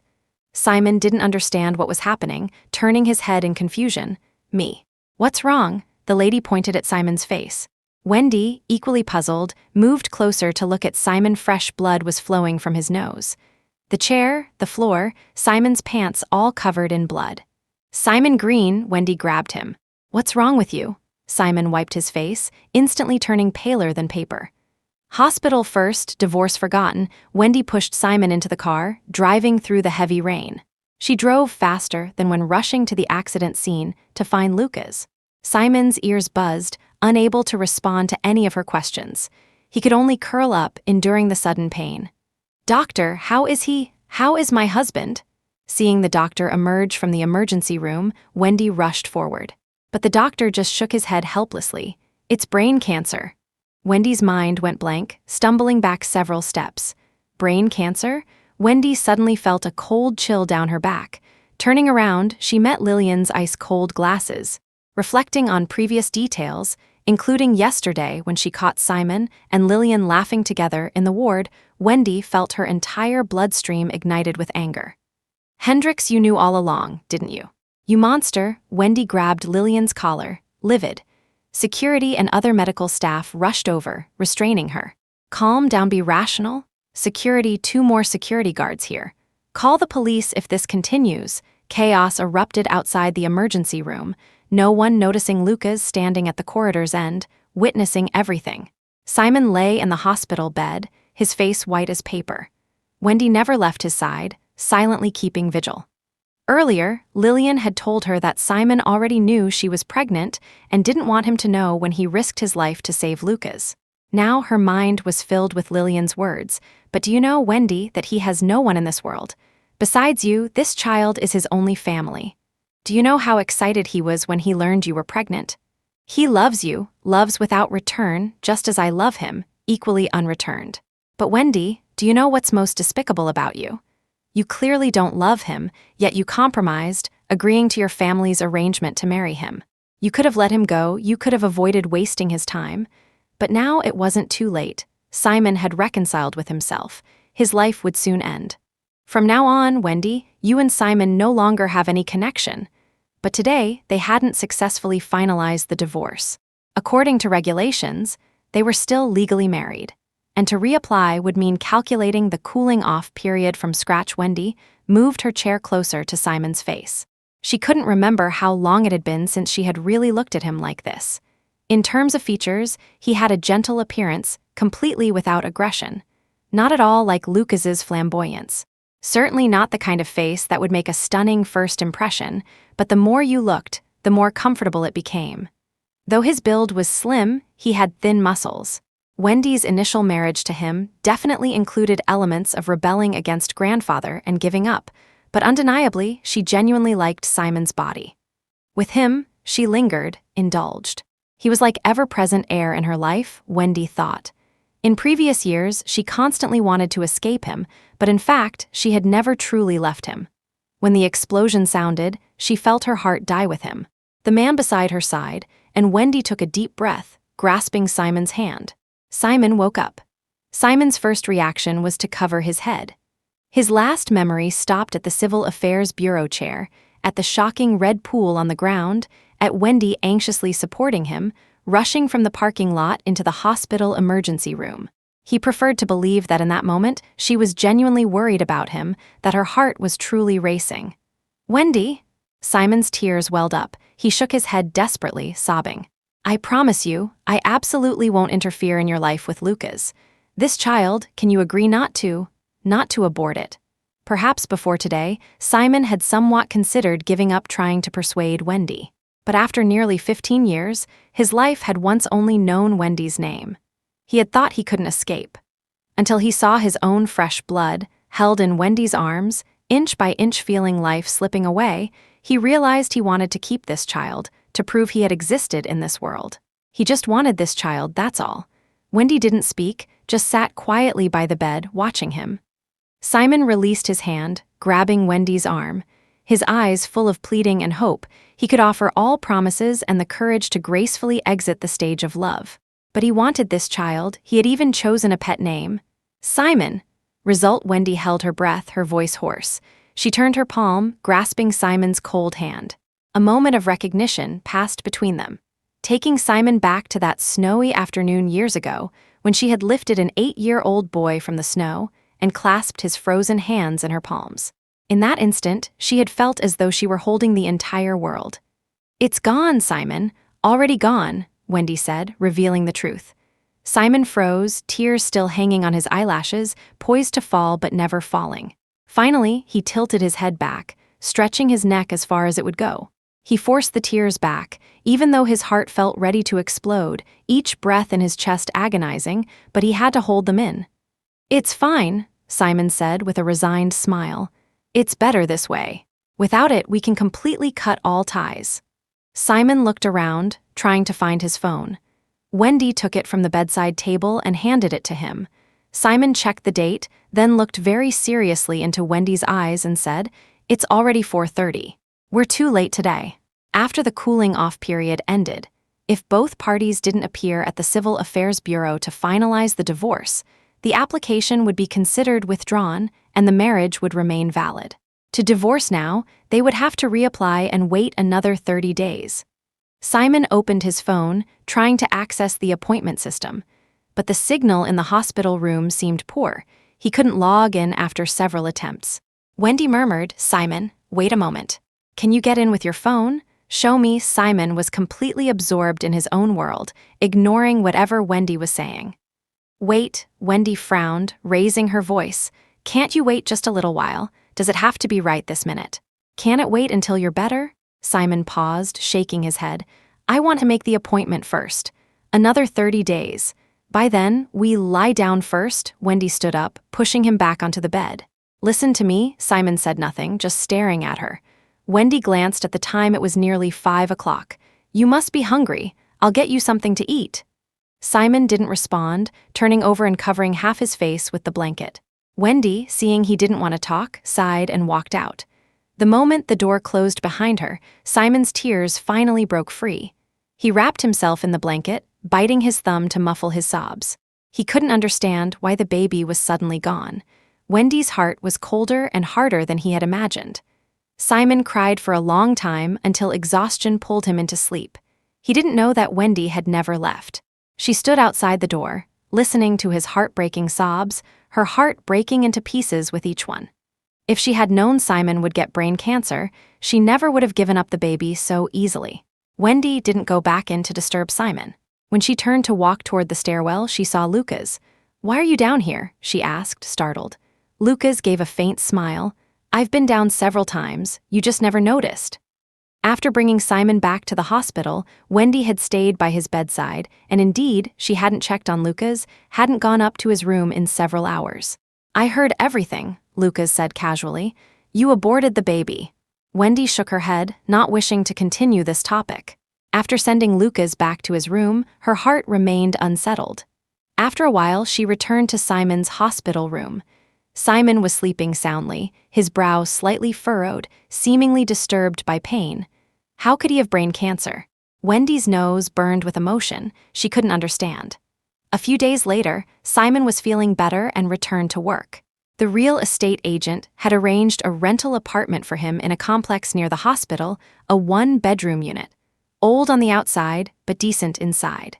That morning, he treated several trauma patients, and it was nearly 1 o'clock before he had time to eat a sandwich. Suddenly, a shadow appeared behind him. Thinking more work had arrived, he quickly put down his food and wiped his mouth. To his surprise, it was Wendy. "What are you doing here?" Simon was momentarily surprised. Wendy stood with her hands in her pockets, turning slightly to the side. "Lucas is being discharged today. I came to handle the paperwork and thought I'd say hello." Simon made a soft sound of acknowledgement. "Right, his arm?" Wendy nodded. Still no sensation. Simon took a deep breath. "I heard his collarbone nerve was damaged, but don't lose heart. Many cases like this can be rehabilitated." He added hesitantly, "When I rescued him. In that environment, I really couldn't guarantee." "I'm not blaming you," Wendy raised her head, interrupting him. After a pause, she added, "Neither is he." Simon responded, "I know, it's just that I heard he plays guitar left-handed. If that's the case, he must be feeling terrible. You should comfort and encourage him more." Wendy felt inexplicably annoyed. "I don't need you to tell me that." Simon smiled awkwardly. "I'm just mentioning it." "Is this all you eat for lunch?" Wendy's gaze fell on the half-eaten sandwich on the counter. A sick person must still be weak. How could he pay so little attention to nutrition? She thought. Simon was somewhat embarrassed, using a napkin to wrap up the leftovers. "Too busy today to go to the cafeteria." Wendy frowned. "Now that you're not busy, let's go get something proper to eat." Lucas's friends from the band had all come to pick him up, and Wendy had instructed her driver to take them away. She had actually been lingering outside for a while, waiting until Simon seemed less busy before coming in. However, Simon shook his head. "Not possible. Emergency isn't like outpatient care. Patients come anytime. I can't leave my post." Before he finished speaking, urgent footsteps and shouting came from outside. "Doctor, doctor, please save my son." A young couple rushed in, carrying a baby about 10 months old. From his appearance blue-faced, struggling to breathe, the situation looked very serious. "What happened?" Simon immediately set everything aside and jumped into action. The baby's father frantically explained that while playing with a toy, the child had accidentally bitten off a plastic bump and choked on it. "My wife and I learned that Heimlich thing, but it didn't work." Simon listened to the baby's heartbeat and breathing, then put on gloves. "Open the baby's clothes first." After about 15 minutes of treatment, Simon determined the situation was now critical. The couple, not being medical professionals, didn't know that the Heimlich maneuver for infants differs from that for older children. Now the foreign object was likely lodged deep, not completely blocking the airway. But any further delay, with swelling compressing the airway, would be dangerous. The most urgent action was for Simon to perform a cricothyrotomy to maintain breathing. Seeing Simon prepare for surgery, the baby's father grew agitated. "What are you doing?" Simon had no time for lengthy explanations. "He's having trouble breathing. We need to insert a tube through the cricothyroid membrane to establish an airway. It's urgent." But the baby's father didn't trust him. "Don't mess around. How can you cut open a perfectly fine child? Aren't you professionals supposed to use some technique to get the object out?" Simon truly had no time to argue. "I'm telling you, every second counts. If you delay any longer, the child won't make it." The father grew angry. "I think you're just experimenting. How old are you? How many years have you been a doctor? Isn't there a proper doctor here?" The emergency department director happened to arrive, assessed the situation, and asked Simon to step aside. "Simon, go rest. I'll handle this." Simon reluctantly left the examination room, sitting on a chair outside, lost in thought. Turning his head, he saw Wendy offering him a bubble tea. "Thank you." His lips curved slightly, his expression very tired. Is this kind of thing common in the ER? This was the first time Wendy had tried to understand Simon's daily work. Honestly, watching that father, she had wanted to punch him. "Normal," Simon said, taking a sip of bubble tea, his mood improving. "We doctors don't do this for gratitude or recognition. People seeking medical help are anxious. Their emotions are understandable. Even at the stadium, when I was rescuing Lucas, didn't you also?" Wendy felt awkward. "Let's not bring that up." Simon nodded. "Fine, we won't, but just now when I saw that little boy, so small, wrapped in his parents' love and concern, if his baby were still here." Simon's throat constricted. He closed his eyes, not wanting Wendy to see his sorrow. But Wendy easily read it in his wet eyelashes. "Simon, if you were so attached, why didn't you beg me? What did you say?" Simon recovered, looking at Wendy in confusion. I meant before aborting the child. Just then, Simon's pager went off. Dr. Green, are you there? Come to the examination room, we have a patient. Simon had no time to continue with Wendy quickly responding. Coming right away, he stood up, putting down the half-finished bubble tea. Wendy, I need to go now. Oh, and I've made the appointment, I'll let you know the date. With that, he hurried away without looking back. Wendy stood there, watching Simon's retreating figure. After a long silence, she picked up the bubble tea Simon had left, took a sip. Very sweet, yet bitter on swallowing. She had wanted to tell him, if he had begged her earlier, she might have agreed to keep the baby. If Simon really wanted a child, they could have another one. Returning home, Wendy was surprised to find Lucas sitting on the sofa. You're back, she exclaimed. She thought he had gone out with his bandmates and wouldn't be back for a while. Got a bit tired, so I came back early. Lucas stared at her. Where did you go? Wendy hesitated, then shook her head. Nowhere special. After finishing the discharge paperwork, I went to the office for a bit. Lucas glanced out the window. Your car has been parked outside for half an hour. Wendy had returned long ago, but had been sitting in the car smoking, inexplicably troubled. Wendy hadn't expected Lucas to notice, turning her face away and coughing to hide her embarrassment. Just work stuff, a bit complicated. She walked to Lucas, bending down to lightly kiss his forehead. Don't worry, you just focus on recovery. However, Lucas suddenly grabbed Wendy's collar, pulling her down for a kiss. Wendy instinctively stepped back and Lucas missed, the atmosphere instantly tense as their eyes met. Wendy quickly explained, It's not what you think, I thought you were going to say something. Besides, Simon and I haven't finalized the paperwork yet. In all these years, she and Lucas had never crossed any intimate boundaries.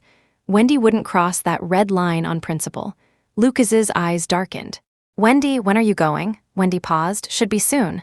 Should be. Lucas's eyes flickered. What do you mean, should be? Wendy pulled at her sleeve. I mean, Simon made the appointment. He'll let me know when. Why is he making the appointment and telling you? Shouldn't divorce be something you're more eager for than him? Lucas's voice grew sharp. Wendy felt increasingly irritated. This was the first time she found Lucas's demanding attitude unbearable. What exactly are you trying to ask? Does it matter who makes the appointment? You never used to be like this. How was I supposed to be? Lucas's eyes moistened slightly. Wendy, you're not suggesting that I've become less unique and distinctive in your eyes, are you? Wendy knew the problem wasn't with Lucas but with herself, so she felt guilty. Let's not talk about this. You need rest now.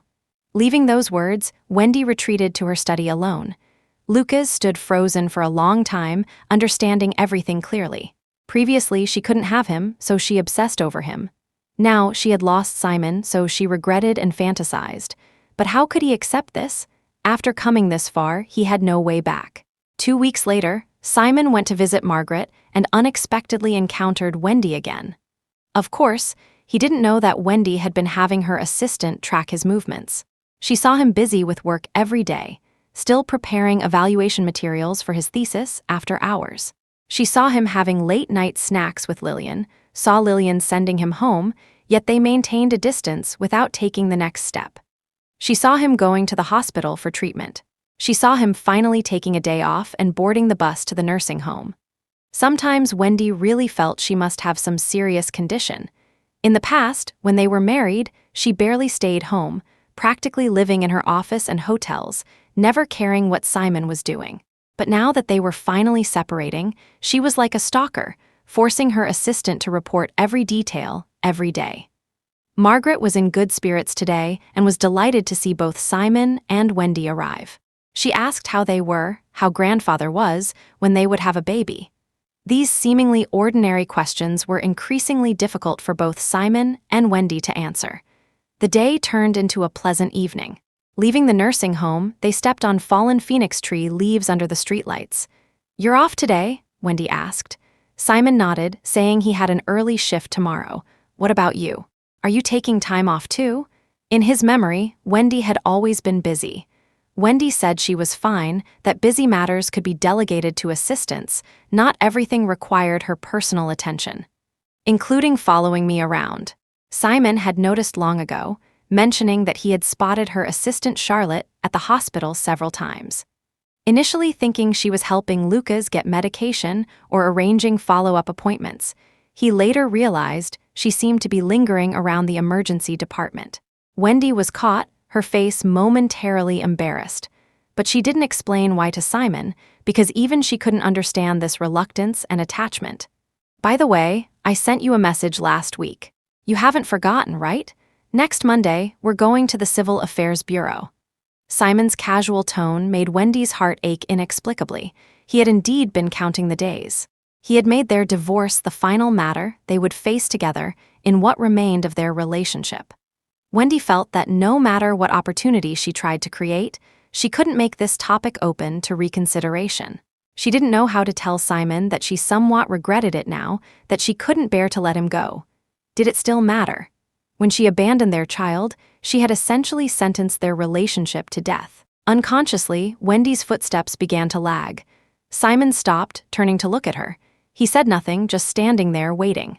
His eyes seemed clearer than before, and Wendy thought that perhaps leaving the prison-like life of the past 3 years had been a kind of liberation for Simon as well. "Will you be with Dr. Hendricks?" Wendy suddenly stopped walking to ask. Simon's cheeks flushed slightly, then he shook his head.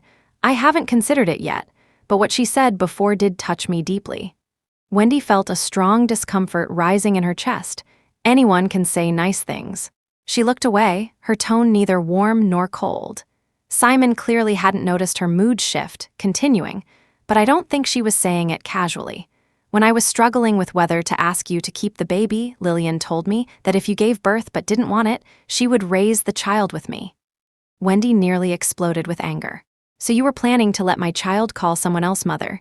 Did you ever consider me your wife?" Simon looked at her steadily. "But you never considered me your husband."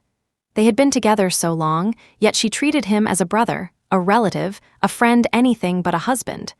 Wendy took 2 deep breaths, turning her face slightly away. In her peripheral vision, she saw a gust of wind disturb Simon's hair, and coincidentally, a yellow leaf fell. Using this faint sound as cover, she said, "What if I start now?" Simon noticed a tabby cat emerging from the bushes, momentarily distracted. "What did you say?" Wendy shook her head. "Nothing." Night had fallen, and Wendy suggested heading back. "Where do you live? I'll drive you." Simon named a small complex not far from the hospital. "It's not a big complex, mostly old buildings. The outside looks worn, but the inside is fine. You can just drop me at the entrance. It's hard to turn around inside." Simon was characteristically considerate of others, but to Wendy's ears, it sounded like he was being cautious with her, as if she might do something improper. "I'm not a stranger. Why so vigilant with me?" Simon's face reddened. "That's not it." After some thought, he said, "I was thinking you have Charlotte tracking me. Have you considered whether Lucas might be tracking you?" Wendy's heart skipped a beat. "Impossible. That's not his style." Simon made no comment, but he had always believed that men understand men better. "Wendy, I don't mean anything by this, but I just feel that Lucas, since returning, isn't quite the same as when he left." Indeed, Wendy understood. Someone as cool as Lucas had been constantly treating marriage as an important goal. Pressuring and rushing her, this truly wasn't the Lucas she had known.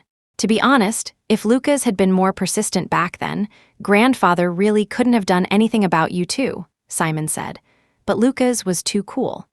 If he wasn't accepted by Wendy's family, why should he lower himself and force this sour grape? So he took root in Wendy's heart like a planted seed. "Simon, I've actually wondered. Lucas and I whether we're really suited for married life."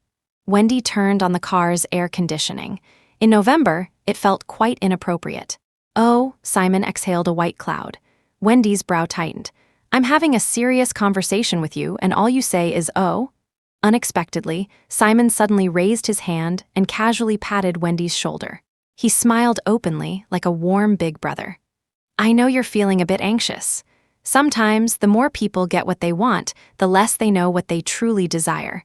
But don't worry, at least you already know what you don't want." No one knew how much pain Simon felt saying these words. The unwanted one wasn't that precisely him, Simon Green? Wendy steadied her breathing, both hands gripping the steering wheel until it creaked. "Don't you want to know what I'm going to say next?" Simon lowered his head slightly. "Actually, I do know." Wendy turned to him. "You know?" Simon made an affirmative sound, fidgeting with his jacket zipper. he said. "You want to say you can't bear to let me go now, right?" Wendy's heart felt like someone had squeezed it. She had been struggling for half a month, not knowing how to make Simon understand her feelings. But unexpectedly, he knew everything. A sense of powerlessness from being toyed with made her lose direction and composure. "You're quite confident." Wendy's tone was neither warm nor cold. Yet Simon maintained that gentle smile, just smiling at her, making her increasingly nervous. "What are you smiling at?" Simon tilted his head. "We've been together since childhood. Before, you didn't dislike me, did you?" How could Wendy dislike Simon? If she truly disliked him, she wouldn't have defied her grandmother's pressure to bring him back to the Sullivan home. Nor would she have cared for him all these years. "But we got married, and my existence became an obstacle to your pursuit of true love, became the original sin you couldn't shake in the latter half of your life. Wendy, you didn't dislike me from the beginning, and I didn't lose faith in this marriage from the start." Simon exhaled deeply, the wind outside the window making him feel lighter and more cheerful. "I had dreamed of marrying you since childhood, but after marrying you, I realized you weren't that wonderful after all." At that moment, Wendy finally understood that the 1,000 wounds in Simon's heart couldn't be mended with an "I regret it" or "give me another chance." Wendy drove very slowly, meandering as if hoping this road would never end. Simon fell asleep, his head awkwardly resting on his shoulder. The moonlight was clear, illuminating his peaceful face. Wendy glanced over with her peripheral vision, her heart restless. The car stopped at the entrance to Simon's complex. He was still asleep, so Wendy didn't rush to wake him. She adjusted the air conditioning to a comfortable temperature, then got out to smoke a cigarette. What she didn't know was that Simon had also woken up. He deliberately didn't rise immediately, just leaning against the window, watching Wendy's silhouette. He had looked up to her for nearly 20 years. This last time, he wanted to see her this way, on equal terms, one last time. Lillian had mentioned a German medical exchange opportunity. He had applied. He wanted to leave, change his environment, and might never return. Like Simon, he was alone, with nowhere that truly felt like home. Thinking of this, Simon's eyes blurred. But he didn't know that Wendy, holding her phone, was also watching him through the reflection. Later, Wendy came to open the door, and Simon pretended to close his eyes. Wendy pretended not to notice and lightly kissed him. Simon then woke up, saying it was late and he should go home. Entering his apartment, Simon immediately sensed something was off. Why was the window open? Had he not closed it when leaving this morning? This was an old neighborhood without property management and few security cameras. Living alone, Simon maintained a certain vigilance. He walked to the window, intending to close it. Simultaneously, he glanced outside. Wendy's car seemed to still be there. His heart momentarily faltered, causing a slow, spreading pain that made breathing difficult. Even lingering had no meaning now. He understood that Wendy felt some reluctance toward him, but she still loved Lucas. A 3-person love affair was too crowded. How could he still harbor illusions now? Simon thought about taking a hot shower to relax before sleeping.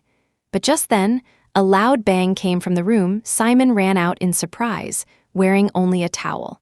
He saw a spilled aromatherapy bottle on the floor. Originally placed on the bedside table, was it the wind? No, he had already closed all doors and windows upon entering. So how could this aromatherapy bottle have fallen to the floor by itself? Simon felt a chill run down his spine, a terrifying thought entering his mind. He slowly shifted his gaze to the closet, which seemed to have a slightly open corner. Rustle, fabric rubbing sound. Someone was inside. Simon's heart nearly jumped out of his chest. He lived on the 2nd floor, with no guards on the windows. So when he returned home, he had clearly seen the window open. Someone had broken in. They must have touched something in the room, accidentally knocking over the aromatherapy bottle. Now, hearing him come out, they were hiding in the closet. Simon's mind went blank, his entire body nearly paralyzed with fear. Calm down. He had to calm down. If the intruder sensed his panic or fear, or his intention to escape, they would undoubtedly rush out and harm him. What if he ran out the door? That seemed unworkable too. The moment he opened the door, the intruder would pursue. Call the police. Even worse, making a call would be heard. The room was too small. Even hiding in the bathroom, no, that wouldn't work either. He had noticed yesterday that the bathroom had poor signal. At this point, Simon suddenly had an idea. He leaned out the window, shouting into the air, "Aunt May, bring the things up, I'll open the door for you." There was no Aunt May. His purpose was to make the closet intruder believe someone would be bringing things up soon, so they couldn't act rashly and would have to continue hiding. Then Simon could casually go open the door, then run downstairs for help to be safe. He picked up his phone. In this situation, he dared not call the police, as the inquiry process on the call would easily reveal he was talking to the police. So, only Wendy. "Wendy, it's me." The call connected. Wendy hadn't gone far, still parked outside in contemplation. Although she didn't know which apartment was Simon's, she had a general idea of the building. When the man's clear voice came through the phone, he unexpectedly called her Wendy. He rarely used this name. Wendy's brain immediately tensed. "Wendy, my aunt is coming over soon to deliver some local specialties. Take some back tomorrow for grandfather." Simon struggled to maintain a natural, calm demeanor. "Aunt May, grandfather." Wendy's brow furrowed sharply. What was he talking about? "Simon, are you?" She was about to ask if he was all right when she suddenly understood Simon's true intention. "All right, I'll come up and get them. Wait for me. By the way, which apartment are you in?" "Building 12, apartment 301. After hanging up, Wendy ran inside like a madwoman. Her mind focused on one thought: Simon couldn't be in danger. Absolutely not Simon. Wendy ran to the building, and just as she entered, she saw a white figure running out. Wendy immediately embraced him. "Someone in the closet, someone's in there. Call the police first." Simon had never encountered such a situation and was truly terrified. "It's all right, Simon. It's all right, I'm here." Wendy tightly held his hand, then called the police. Half an hour later, police arrived and searched Simon's apartment. Their conclusion: no one was found in the closet and no evidence of intrusion through the balcony. Simon had calmed down but remained skeptical of the police findings. How was this possible? The aromatherapy was clearly knocked to the floor, and there were rustling sounds from the closet. How could there be no one? Meow. A soft kitten cry came from the closet. To everyone's shock, an officer extracted a small calico kitten from the closet corner, about 3 to 4 months old, trembling with fear. "Must be a stray cat that got in," one officer concluded. A false alarm. The incident ended there. Simon escorted the police downstairs, repeatedly apologizing. They said it was fine, personal safety was most important. However, living alone required attention to security. Such doors and windows should have security bars installed. After the police left, Wendy accompanied Simon as he took the cat to a nearby pet hospital for a thorough examination, checking for diseases. "You want to keep it?" Wendy found it hard to guess Simon's thoughts. As a child, Simon had kept a small white cat named Snowball at the Sullivan home. Later, when grandmother sent him away, the cat disappeared too. When Simon returned, Wendy helped him search extensively, but they never found Snowball. She had intended to get Simon another cat, but he refused. Perhaps in his heart, some things once lost were truly irreplaceable. "Yes," Simon nodded, saying that since this little cat had the fate to enter his home, he couldn't turn it away. "I've already named it Little Goldfish." Wendy could hardly contain her laughter. "You're naming a cat after a fish?" Simon's eyes momentarily cleared, then he lowered his head. Little Goldfish was actually the pet name he had chosen for their baby. It's just a name, after all. Simon concealed the silent sorrow in his eyes. The road ahead was nearing its end. "I'm going now," he told Wendy. "Don't worry, there won't be anyone in my house again." But the next moment, Wendy suddenly fell into Simon's arms. "Don't go." She buried her face in Simon's neck, her breath moist. "Simon?" Simon tried to struggle, but ultimately lacked the strength to resist. "I'm sorry, Simon. If I had known earlier about your illness, I wouldn't have given up the baby. It's my fault. I let you face too much hardship alone." Wendy's eyes couldn't hold back. Tears fell one by one onto Simon's collarbone. "You want to give up on me now, don't you? I've hurt you too deeply, Simon. So do we still have a chance to start over? I won't let you go again, Simon. Let's not divorce, okay?" The next moment, Wendy cupped Simon's face and deeply kissed his lips. Simon's entire body tensed, his hands uncertainly encircling Wendy's waist. He took her upstairs, gently placing her in the center of the large bed. That night, for the first time in their 3 years of marriage, Wendy gave herself completely to pleasing Simon. She wanted to give him all the joy she had denied him over the years. Later, Wendy curled up in Simon's arms, falling asleep. After 3 years of marriage, this was their first time sharing a bed, their first time waking up together. She kissed the man, saying good morning. Simon blushed, turning his whole body away. He said he could sleep in for 5 more minutes since he had to work soon. "Are you going to the office?" Simon asked Wendy. "Not today. I have to travel for business. I'll be back the day after tomorrow." Wendy's expression was serious. Simon had words on the tip of his tongue but didn't ask. He understood somewhat. If Wendy wanted to reconcile, what about Lucas? Last night, she had already expressed her remorse to Simon, saying she might have lost perspective because she couldn't have what she wanted. She had always thought Lucas was most important to her, but after truly leaving Simon, she found herself suddenly distracted. "As soon as I return from my trip, I'll make things clear with him." Wendy looked determinedly at Simon, leaning forward to lightly kiss his lips. Simon saw Wendy to the door, standing in place, hesitating and conflicted for a long time. Should he give Wendy another chance? If their child were still here, Wendy's decision today might still contain impure factors. But the child was gone, yet she still firmly wanted to return to his side. Simon sighed, deciding not to overthink. He needed to prepare and leave for work. During his lunch break, Simon arranged to meet with a doctor from the neurology department. After diagnosis, he needed regular checkups to monitor his brain condition. "Simon, I forgot to mention the other day, you young people are too reckless. Your wife's pregnancy was already 3 months along. If she didn't want it, she shouldn't have taken medication." The doctor's words completely stunned Simon. "Dr. Sue, what do you mean? What medication?" Simon was utterly confused. "Your wife used your name to get prescriptions." Simon felt his entire bloodstream nearly freezing, chills rising from his spine, penetrating his limbs. Wendy didn't want to keep this child, didn't want it to become an obstacle between her and Lucas, and rather than waiting for surgery, she directly used drugs to kill their baby. But now, she discovered Lucas wasn't what she wanted, and she regretted it. So Simon's mind was in chaos, repeatedly seeing Wendy's hypocritical face. On one hand, she did such heartless things to him. On the other, she pretended to express regret and attachment. Poor him, like a fool, believing they could start anew. Last night, when they were together, that familiar yet tender touch, her words against his ear, saying things she had never said before that made him blush. She said she had never touched Lucas, said she finally understood who was most important to her. Liar, all lies. Ding, his phone rang. A message from Wendy. Her plane had just landed abroad, and she immediately texted Simon.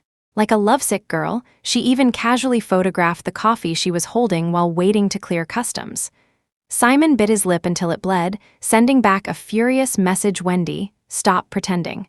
You killed my child. I'll never forgive you." With a sharp click, he shut off his phone. Simon collapsed on the desk, sobbing uncontrollably. He hated himself for being so stupid, for believing her again. Simon Green Lillian, passing by, immediately spotted the emotionally distraught Simon and rushed in. "Simon, what's wrong? What happened?" "Senior Lillian." Simon was beyond rational thought. He told Lillian he was the world's most foolish man. "I actually believed she cared about this baby as much as I did. I truly believed her when she said she feared the child would bind me, when she said she'd have another child with me. I even canceled the cooling off period application. I thought I could really give her another chance." Simon took out the printed blood test report and handed it to Lillian. Looking at the data, Lillian could hardly believe it. "Simon, though I dislike her, I really can't imagine, from her later anxiety and distress, that she would do this herself." Meanwhile, Wendy, receiving Simon's message at the airport, stood frozen for a full 10 seconds. She didn't understand what Simon meant, couldn't even believe these words came from him. Had his phone fallen into someone else's hands, or was he in danger? Wendy quickly called back, but the line was off. She was frantic but knew Simon should be on duty at the hospital.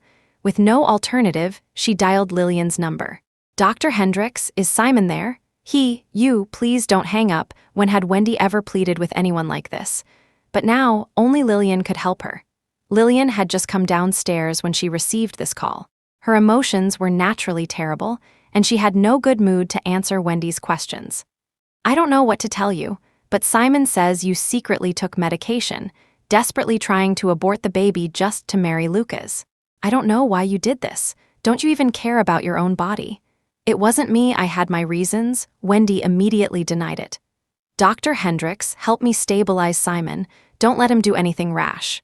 I'm buying a ticket back to the city right now. Hanging up, Wendy ran from the customs line, finding her assistant Charlotte. She instructed him to buy the earliest return flight about 5 hours later, landing in their city. While waiting, she opened her phone, her gaze falling on a pinned chat. When are you coming back? Lucas had sent this a few hours ago. She had left for her trip without telling him when she'd return. After landing, her first action wasn't to let him know she was safe.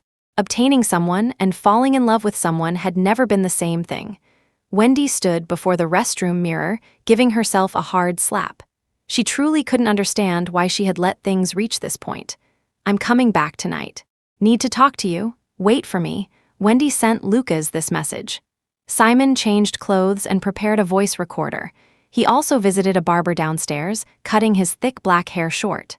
He had thought he would never return to Wendy's villa. He had also thought that not long after, he would once again rightfully return to that villa. But in reality, neither was true. He came back alone. Between him and Lucas, there needed to be this confrontation. After not seeing Lucas for over 2 weeks, Simon was somewhat surprised. Lucas was still that eternally cool man in his eyes, standing above it all, someone like Wendy had to look up to. Now he stood on the 3rd-floor balcony, wearing a robe, smoking. Seeing Simon arrive, he calmly put out his cigarette. He looked at Simon, his eyes empty. You forced her to abort the child, didn't you? Simon got straight to the point, without any pleasantries. Lucas smiled slightly, not denying it. Simon couldn't help but clench his fists, a wave of rage rising like a sea tsunami. Lucas Quinn, are you even human? I risked my life to save you from the rubble, but you gave me a fatal revenge. In that moment, rationality kept him rooted in place, but blood and anger truly made Simon want to rush up and push him off the balcony, even if it meant both perishing together. But to his surprise, the next moment, Lucas suddenly removed his wig. Simon was shocked. The black hair was a disguise, underneath was a buzz cut with a prominent scar. Malignant grade 3 glioma, recurrence, not much time left. So don't feel guilty.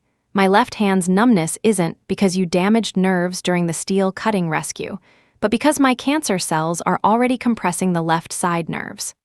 Lucas spoke of his condition as casually as if discussing someone else's affairs. Simon's pupils shook with shock, he was speechless. He never dreamed that Lucas also had a terminal illness. Don't look at me like that, Lucas smiled. I'm dying and Wendy doesn't know. My life has been too short. Before I could figure out what kind of love and life I wanted, heaven took away my right to continue observing. You were right, and old Walter was right, I never loved her that much. In other words, I never had a moment like you where I thought life without Wendy would be impossible. Until the doctor pronounced my death sentence, I realized if there's still one regret in this life, it would be not becoming her husband.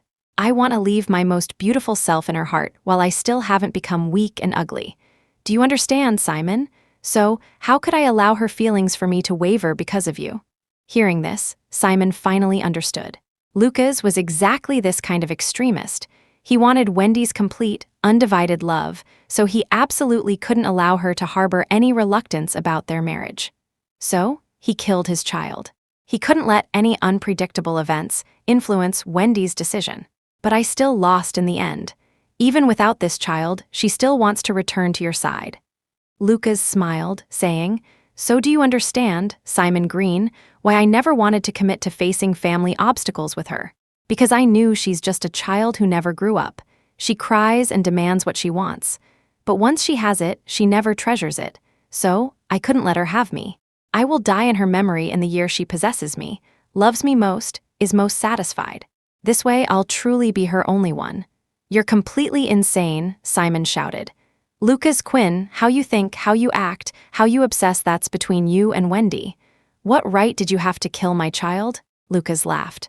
Simon Green, it's precisely because I'm grateful to you, because I couldn't bear to see you continually hurt by this woman, wasting your time, that I helped free you. Do you believe me? Lucas reattached his wig, looking at the red-eyed Simon, smiling with pride and satisfaction. Think about it. Has her love for you ever contained even a tiny bit of pure, unconditional dedication?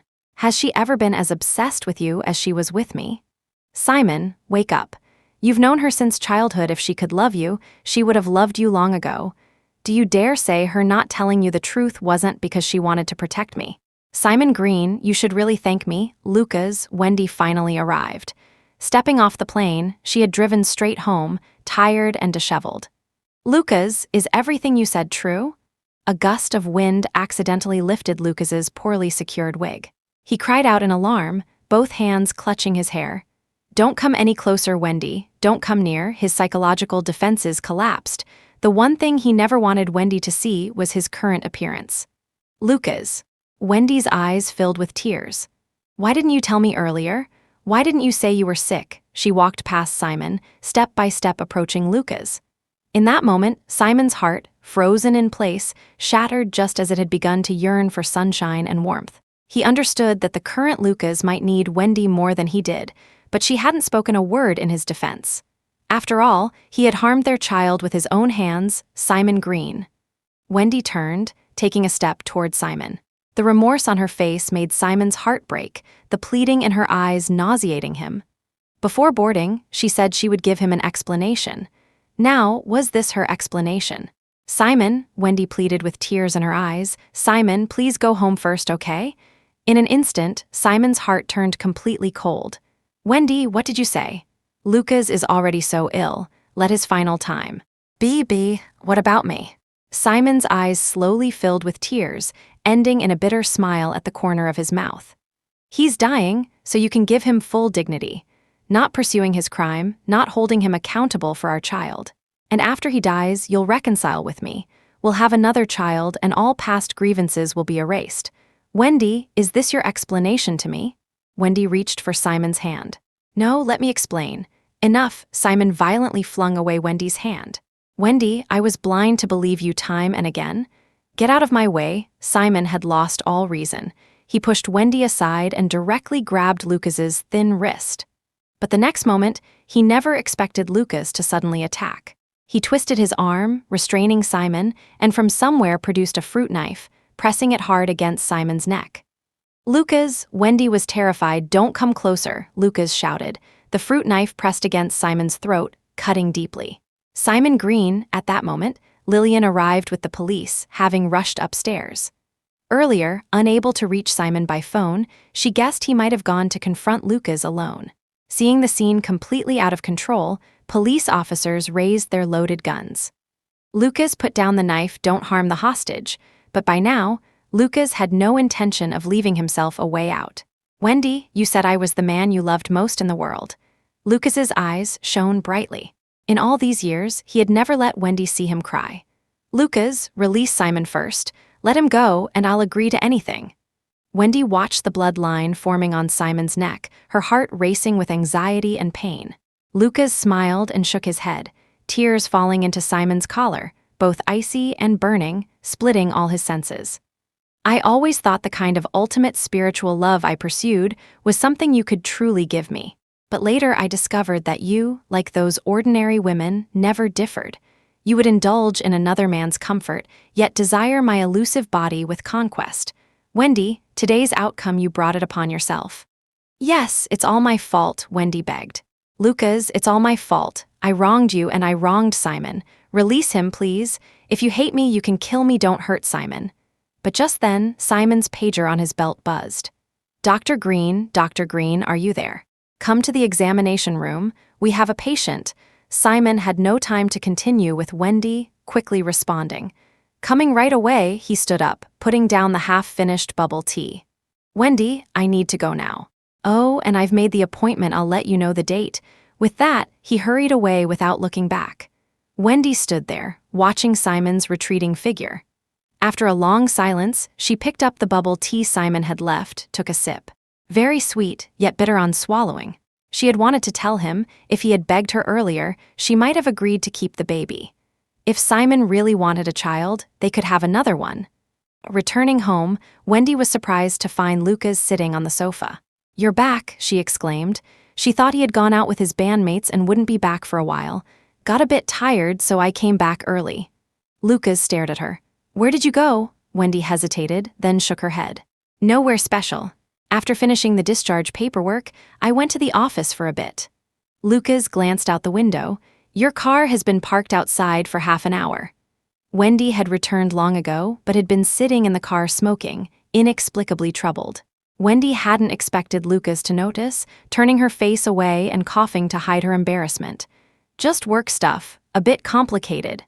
She walked to Lucas, bending down to lightly kiss his forehead. "Don't worry, you just focus on recovery." However, Lucas suddenly grabbed Wendy's collar, pulling her down for a kiss. Wendy instinctively stepped back, and Lucas missed, the atmosphere instantly tense as their eyes met. Wendy quickly explained, "It's not what you think, I thought you. We're going to say something. Besides, Simon and I haven't finalized the paperwork yet." In all these years, she and Lucas had never crossed any intimate boundaries. Wendy wouldn't cross that red line on principle. Lucas's eyes darkened. "Wendy, when are you going?" Wendy paused. "Should be soon." "Should be?" Lucas's eyes flickered.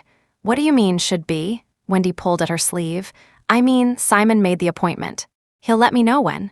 "Why is he making the appointment and telling you? Shouldn't divorce be something you're more eager for than him?" Lucas's voice grew sharp. Wendy felt increasingly irritated. This was the first time she found Lucas's demanding attitude unbearable. "What exactly are you trying to ask? Does it matter who makes the appointment? You never used to be like this. How was I supposed to be?" Lucas's eyes moistened slightly. "Wendy, you're not suggesting that I've become less unique and distinctive in your eyes, are you?" Wendy knew the problem wasn't with Lucas, but with herself, so she felt guilty. "Let's not talk about this. You need rest now." Leaving those words, Wendy retreated to her study alone. Lucas stood frozen for a long time, understanding everything clearly. Previously, she couldn't have him, so she obsessed over him. Now, she had lost Simon, so she regretted and fantasized. But how could he accept this? After coming this far, he had no way back. 2 weeks later, Simon went to visit Margaret and unexpectedly encountered Wendy again. Of course, he didn't know that Wendy had been having her assistant track his movements. She saw him busy with work every day, still preparing evaluation materials for his thesis after hours. She saw him having late-night snacks with Lillian, saw Lillian sending him home, yet they maintained a distance without taking the next step. She saw him going to the hospital for treatment. She saw him finally taking a day off and boarding the bus to the nursing home. Sometimes Wendy really felt she must have some serious condition. In the past, when they were married, she barely stayed home, practically living in her office and hotels, never caring what Simon was doing. But now that they were finally separating, she was like a stalker, forcing her assistant to report every detail, every day. Margaret was in good spirits today and was delighted to see both Simon and Wendy arrive. She asked how they were, how grandfather was, when they would have a baby. These seemingly ordinary questions were increasingly difficult for both Simon and Wendy to answer. The day turned into a pleasant evening. Leaving the nursing home, they stepped on fallen phoenix tree leaves under the streetlights. "You're off today?" Wendy asked. Simon nodded, saying he had an early shift tomorrow. "What about you? Are you taking time off too?" In his memory, Wendy had always been busy. Wendy said she was fine, that busy matters could be delegated to assistants. Not everything required her personal attention. "Including following me around?" Simon had noticed long ago, mentioning that he had spotted her assistant Charlotte at the hospital several times. Initially thinking she was helping Lucas get medication or arranging follow-up appointments, he later realized she seemed to be lingering around the emergency department. Wendy was caught, her face momentarily embarrassed. But she didn't explain why to Simon, because even she couldn't understand this reluctance and attachment. "By the way, I sent you a message last week. You haven't forgotten, right? Next Monday, we're going to the Civil Affairs Bureau."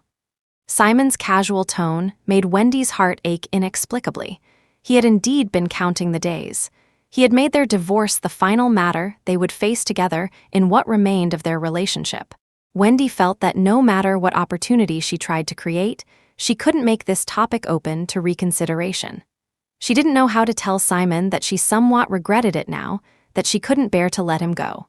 Did it still matter? When she abandoned their child, she had essentially sentenced their relationship to death.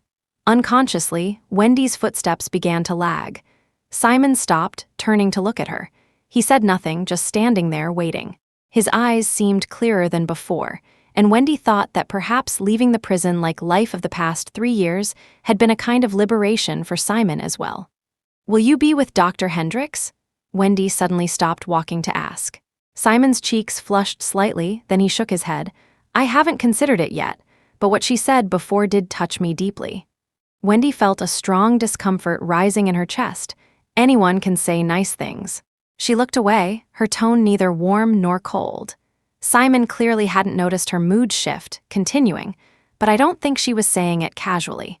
When I was struggling with whether to ask you to keep the baby, Lillian told me that if you gave birth but didn't want it, she would raise the child with me." Wendy nearly exploded with anger. "So you were planning to let my child call someone else mother? Did you ever consider me your wife?" Simon looked at her steadily. "But you never considered me your husband." They had been together so long, yet she treated him as a brother, a relative, a friend, anything but a husband. Wendy took 2 deep breaths, turning her face slightly away.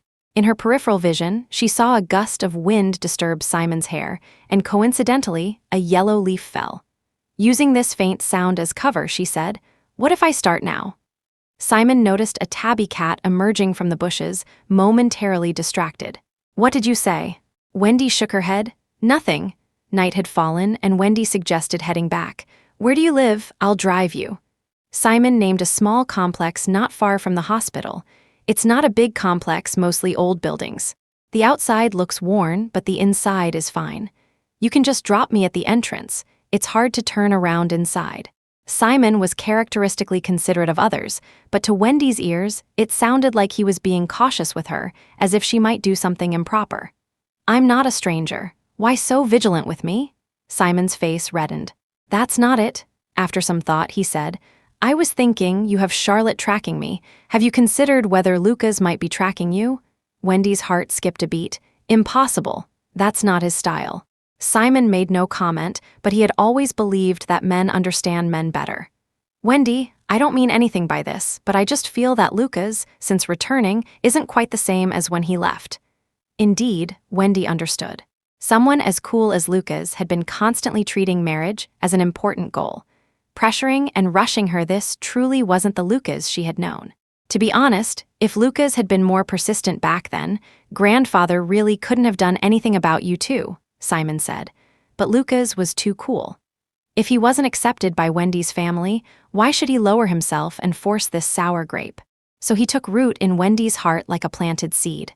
"Simon, I've actually wondered, Lucas and I, whether we're really suited for married life." Wendy turned on the car's air conditioning. In November, it felt quite inappropriate. "Oh," Simon exhaled a white cloud. Wendy's brow tightened. "I'm having a serious conversation with you, and all you say is, oh?" Unexpectedly, Simon suddenly raised his hand and casually patted Wendy's shoulder. He smiled openly, like a warm big brother. "I know you're feeling a bit anxious. Sometimes, the more people get what they want, the less they know what they truly desire. But don't worry, at least you already know what you don't want." No one knew how much pain Simon felt saying these words. The unwanted one wasn't that precisely him, Simon Green? Wendy steadied her breathing, both hands gripping the steering wheel until it creaked. "Don't you want to know what I'm going to say next?" Simon lowered his head slightly. "Actually, I do know." Wendy turned to him. "You know?" Simon made an affirmative sound, fidgeting with his jacket zipper. He said, "You want to say you can't bear to let me go now, right?" Wendy's heart felt like someone had squeezed it. She had been struggling for half a month, not knowing how to make Simon understand her feelings. But unexpectedly, he knew everything. A sense of powerlessness from being toyed with made her lose direction and composure. "You're quite confident." Wendy's tone was neither warm nor cold. Yet Simon maintained that gentle smile, just smiling at her, making her increasingly nervous. "What are you smiling at?" Simon tilted his head. "We've been together since childhood. Before, you didn't dislike me, did you?" How could Wendy dislike Simon? If she truly disliked him, she wouldn't have defied her grandmother's pressure to bring him back to the Sullivan home, nor would she have cared for him all these years.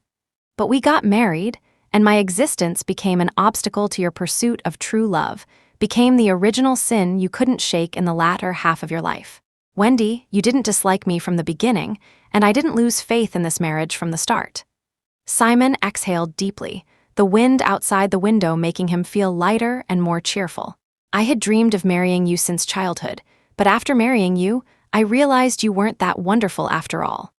At that moment, Wendy finally understood that the 1,000 wounds in Simon's heart couldn't be mended with an "I regret it" or "give me another chance." Wendy drove very slowly, meandering as if hoping this road would never end. Simon fell asleep, his head awkwardly resting on his shoulder. The moonlight was clear, illuminating his peaceful face. Wendy glanced over with her peripheral vision, her heart restless. The car stopped at the entrance to Simon's complex. He was still asleep, so Wendy didn't rush to wake him. She adjusted the air conditioning to a comfortable temperature, then got out to smoke a cigarette. What she didn't know was that Simon had also woken up. He deliberately didn't rise immediately, just leaning against the window, watching Wendy's silhouette. He had looked up to her for nearly 20 years. This last time, he wanted to see her this way, on equal terms, one last time. Lillian had mentioned a German medical exchange opportunity. He had applied. He wanted to leave, change his environment, and might never return. Like Simon, he was alone, with nowhere that truly felt like home. Thinking of this, Simon's eyes blurred. But he didn't know that Wendy, holding her phone, was also watching him through the reflection. Later, Wendy came to open the door, and Simon pretended to close his eyes. Wendy pretended not to notice and lightly kissed him. Simon then woke up, saying it was late and he should go home. The moment, Wendy locked the trunk as Simon moved toward the car. Suddenly, Lucas lashed out, twisting his arm behind Simon's back. In his right hand appeared a silver fruit knife, pressing hard against Simon's throat. "Lucas," Wendy screamed. "Don't move," Lucas shouted wildly, the knife digging deeper into Simon's neck, drawing a thin line of blood. "Simon," Lillian shouted, as police officers raised their weapons. In that moment, Simon realized he had only one chance. Dropping all his weight backward, he caught Lucas off guard, making him stumble. Simon lunged forward to escape, but Lucas recovered quickly. Raising the knife to stab Simon's back, the police were ready to fire. Lucas knew his actions would result in immediate shooting. But he didn't care. He didn't want to face trial, didn't want leniency, didn't want medical parole, didn't want to show Wendy his most pitiful state. "Lucas, no. Don't shoot," Wendy flew forward, using her arm to block Lucas's descending knife, while her back shielded Lucas from the police bullets. Simon watched a spray of bright red. In that moment, he truly couldn't tell whether Wendy was risking her life for him or for Lucas. As Wendy fell into his arms, Simon's world froze.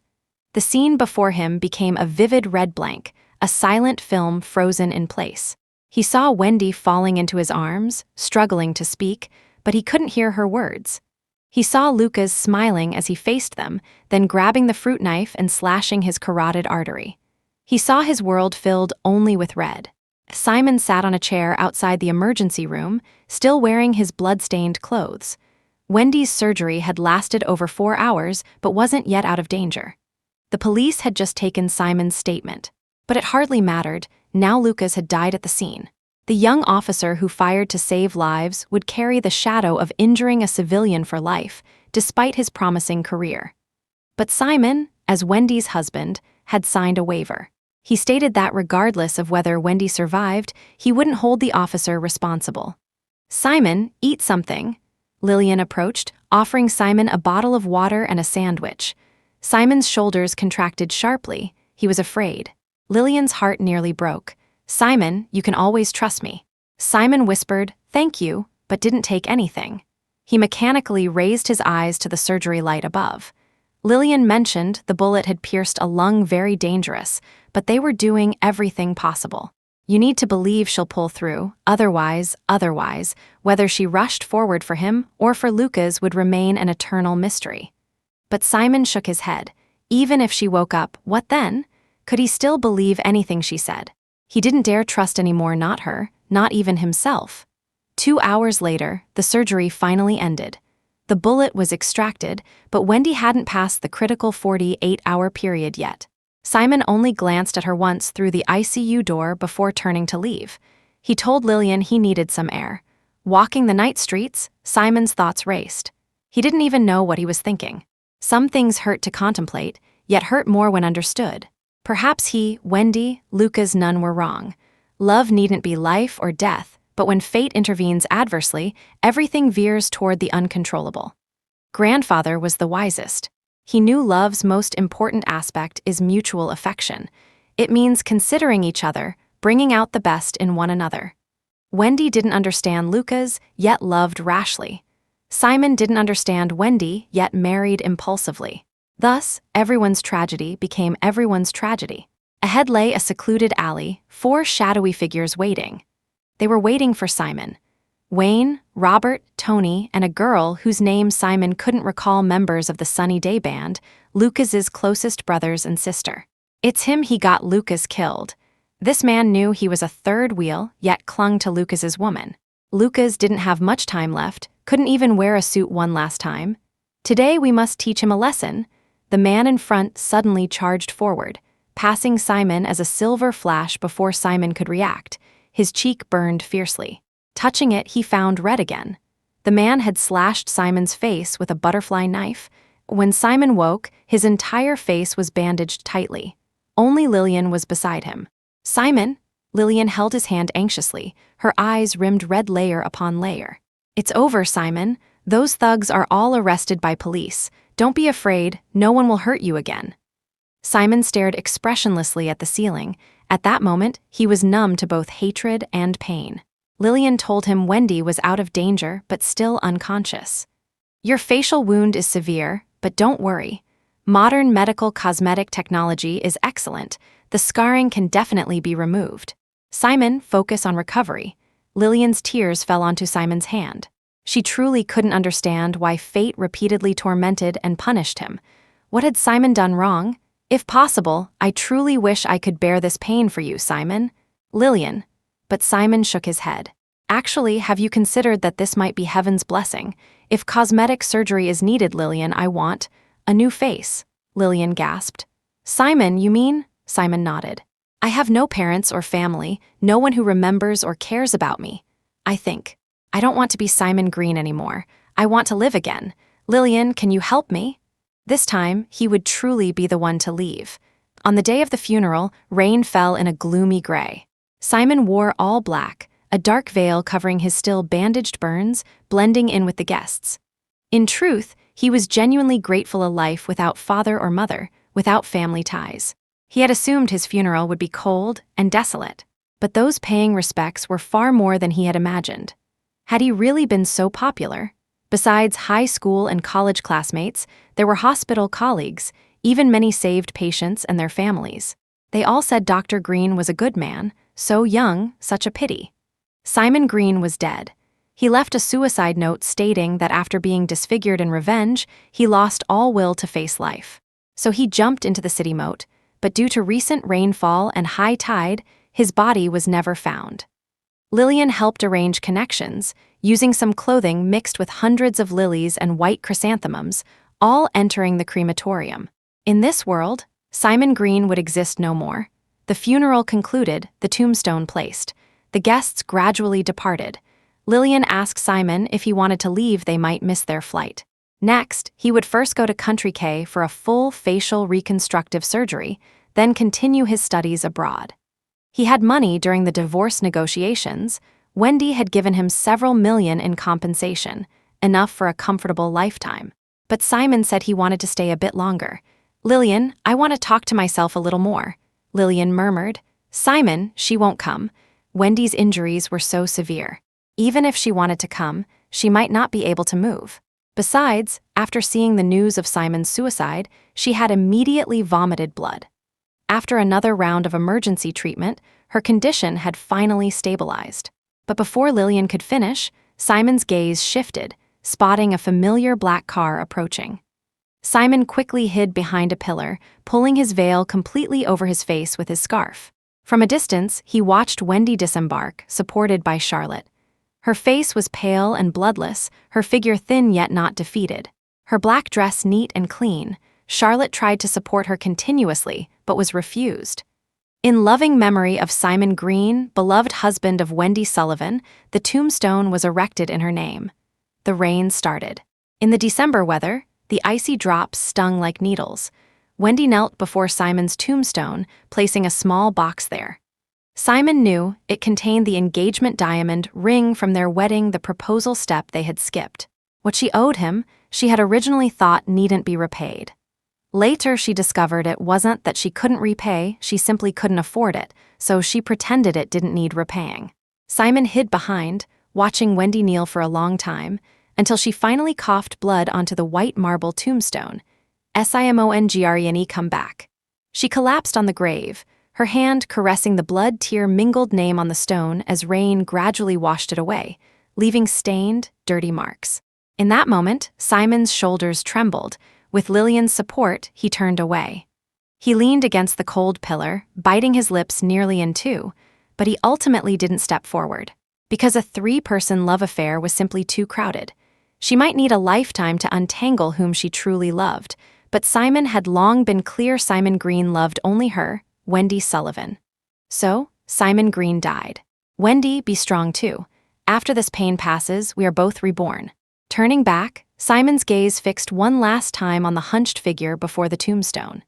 He thought he would forget this image and forever remember that snowy day when he was 8, opening his eyes of rebirth in her arms. The end epilogue 3 months after Simon's death. One night, I couldn't sleep. Perhaps because spring approached, the cats outside howled endlessly. I sat up with a start, remembering something important. Early next morning, I drove to the pet hospital.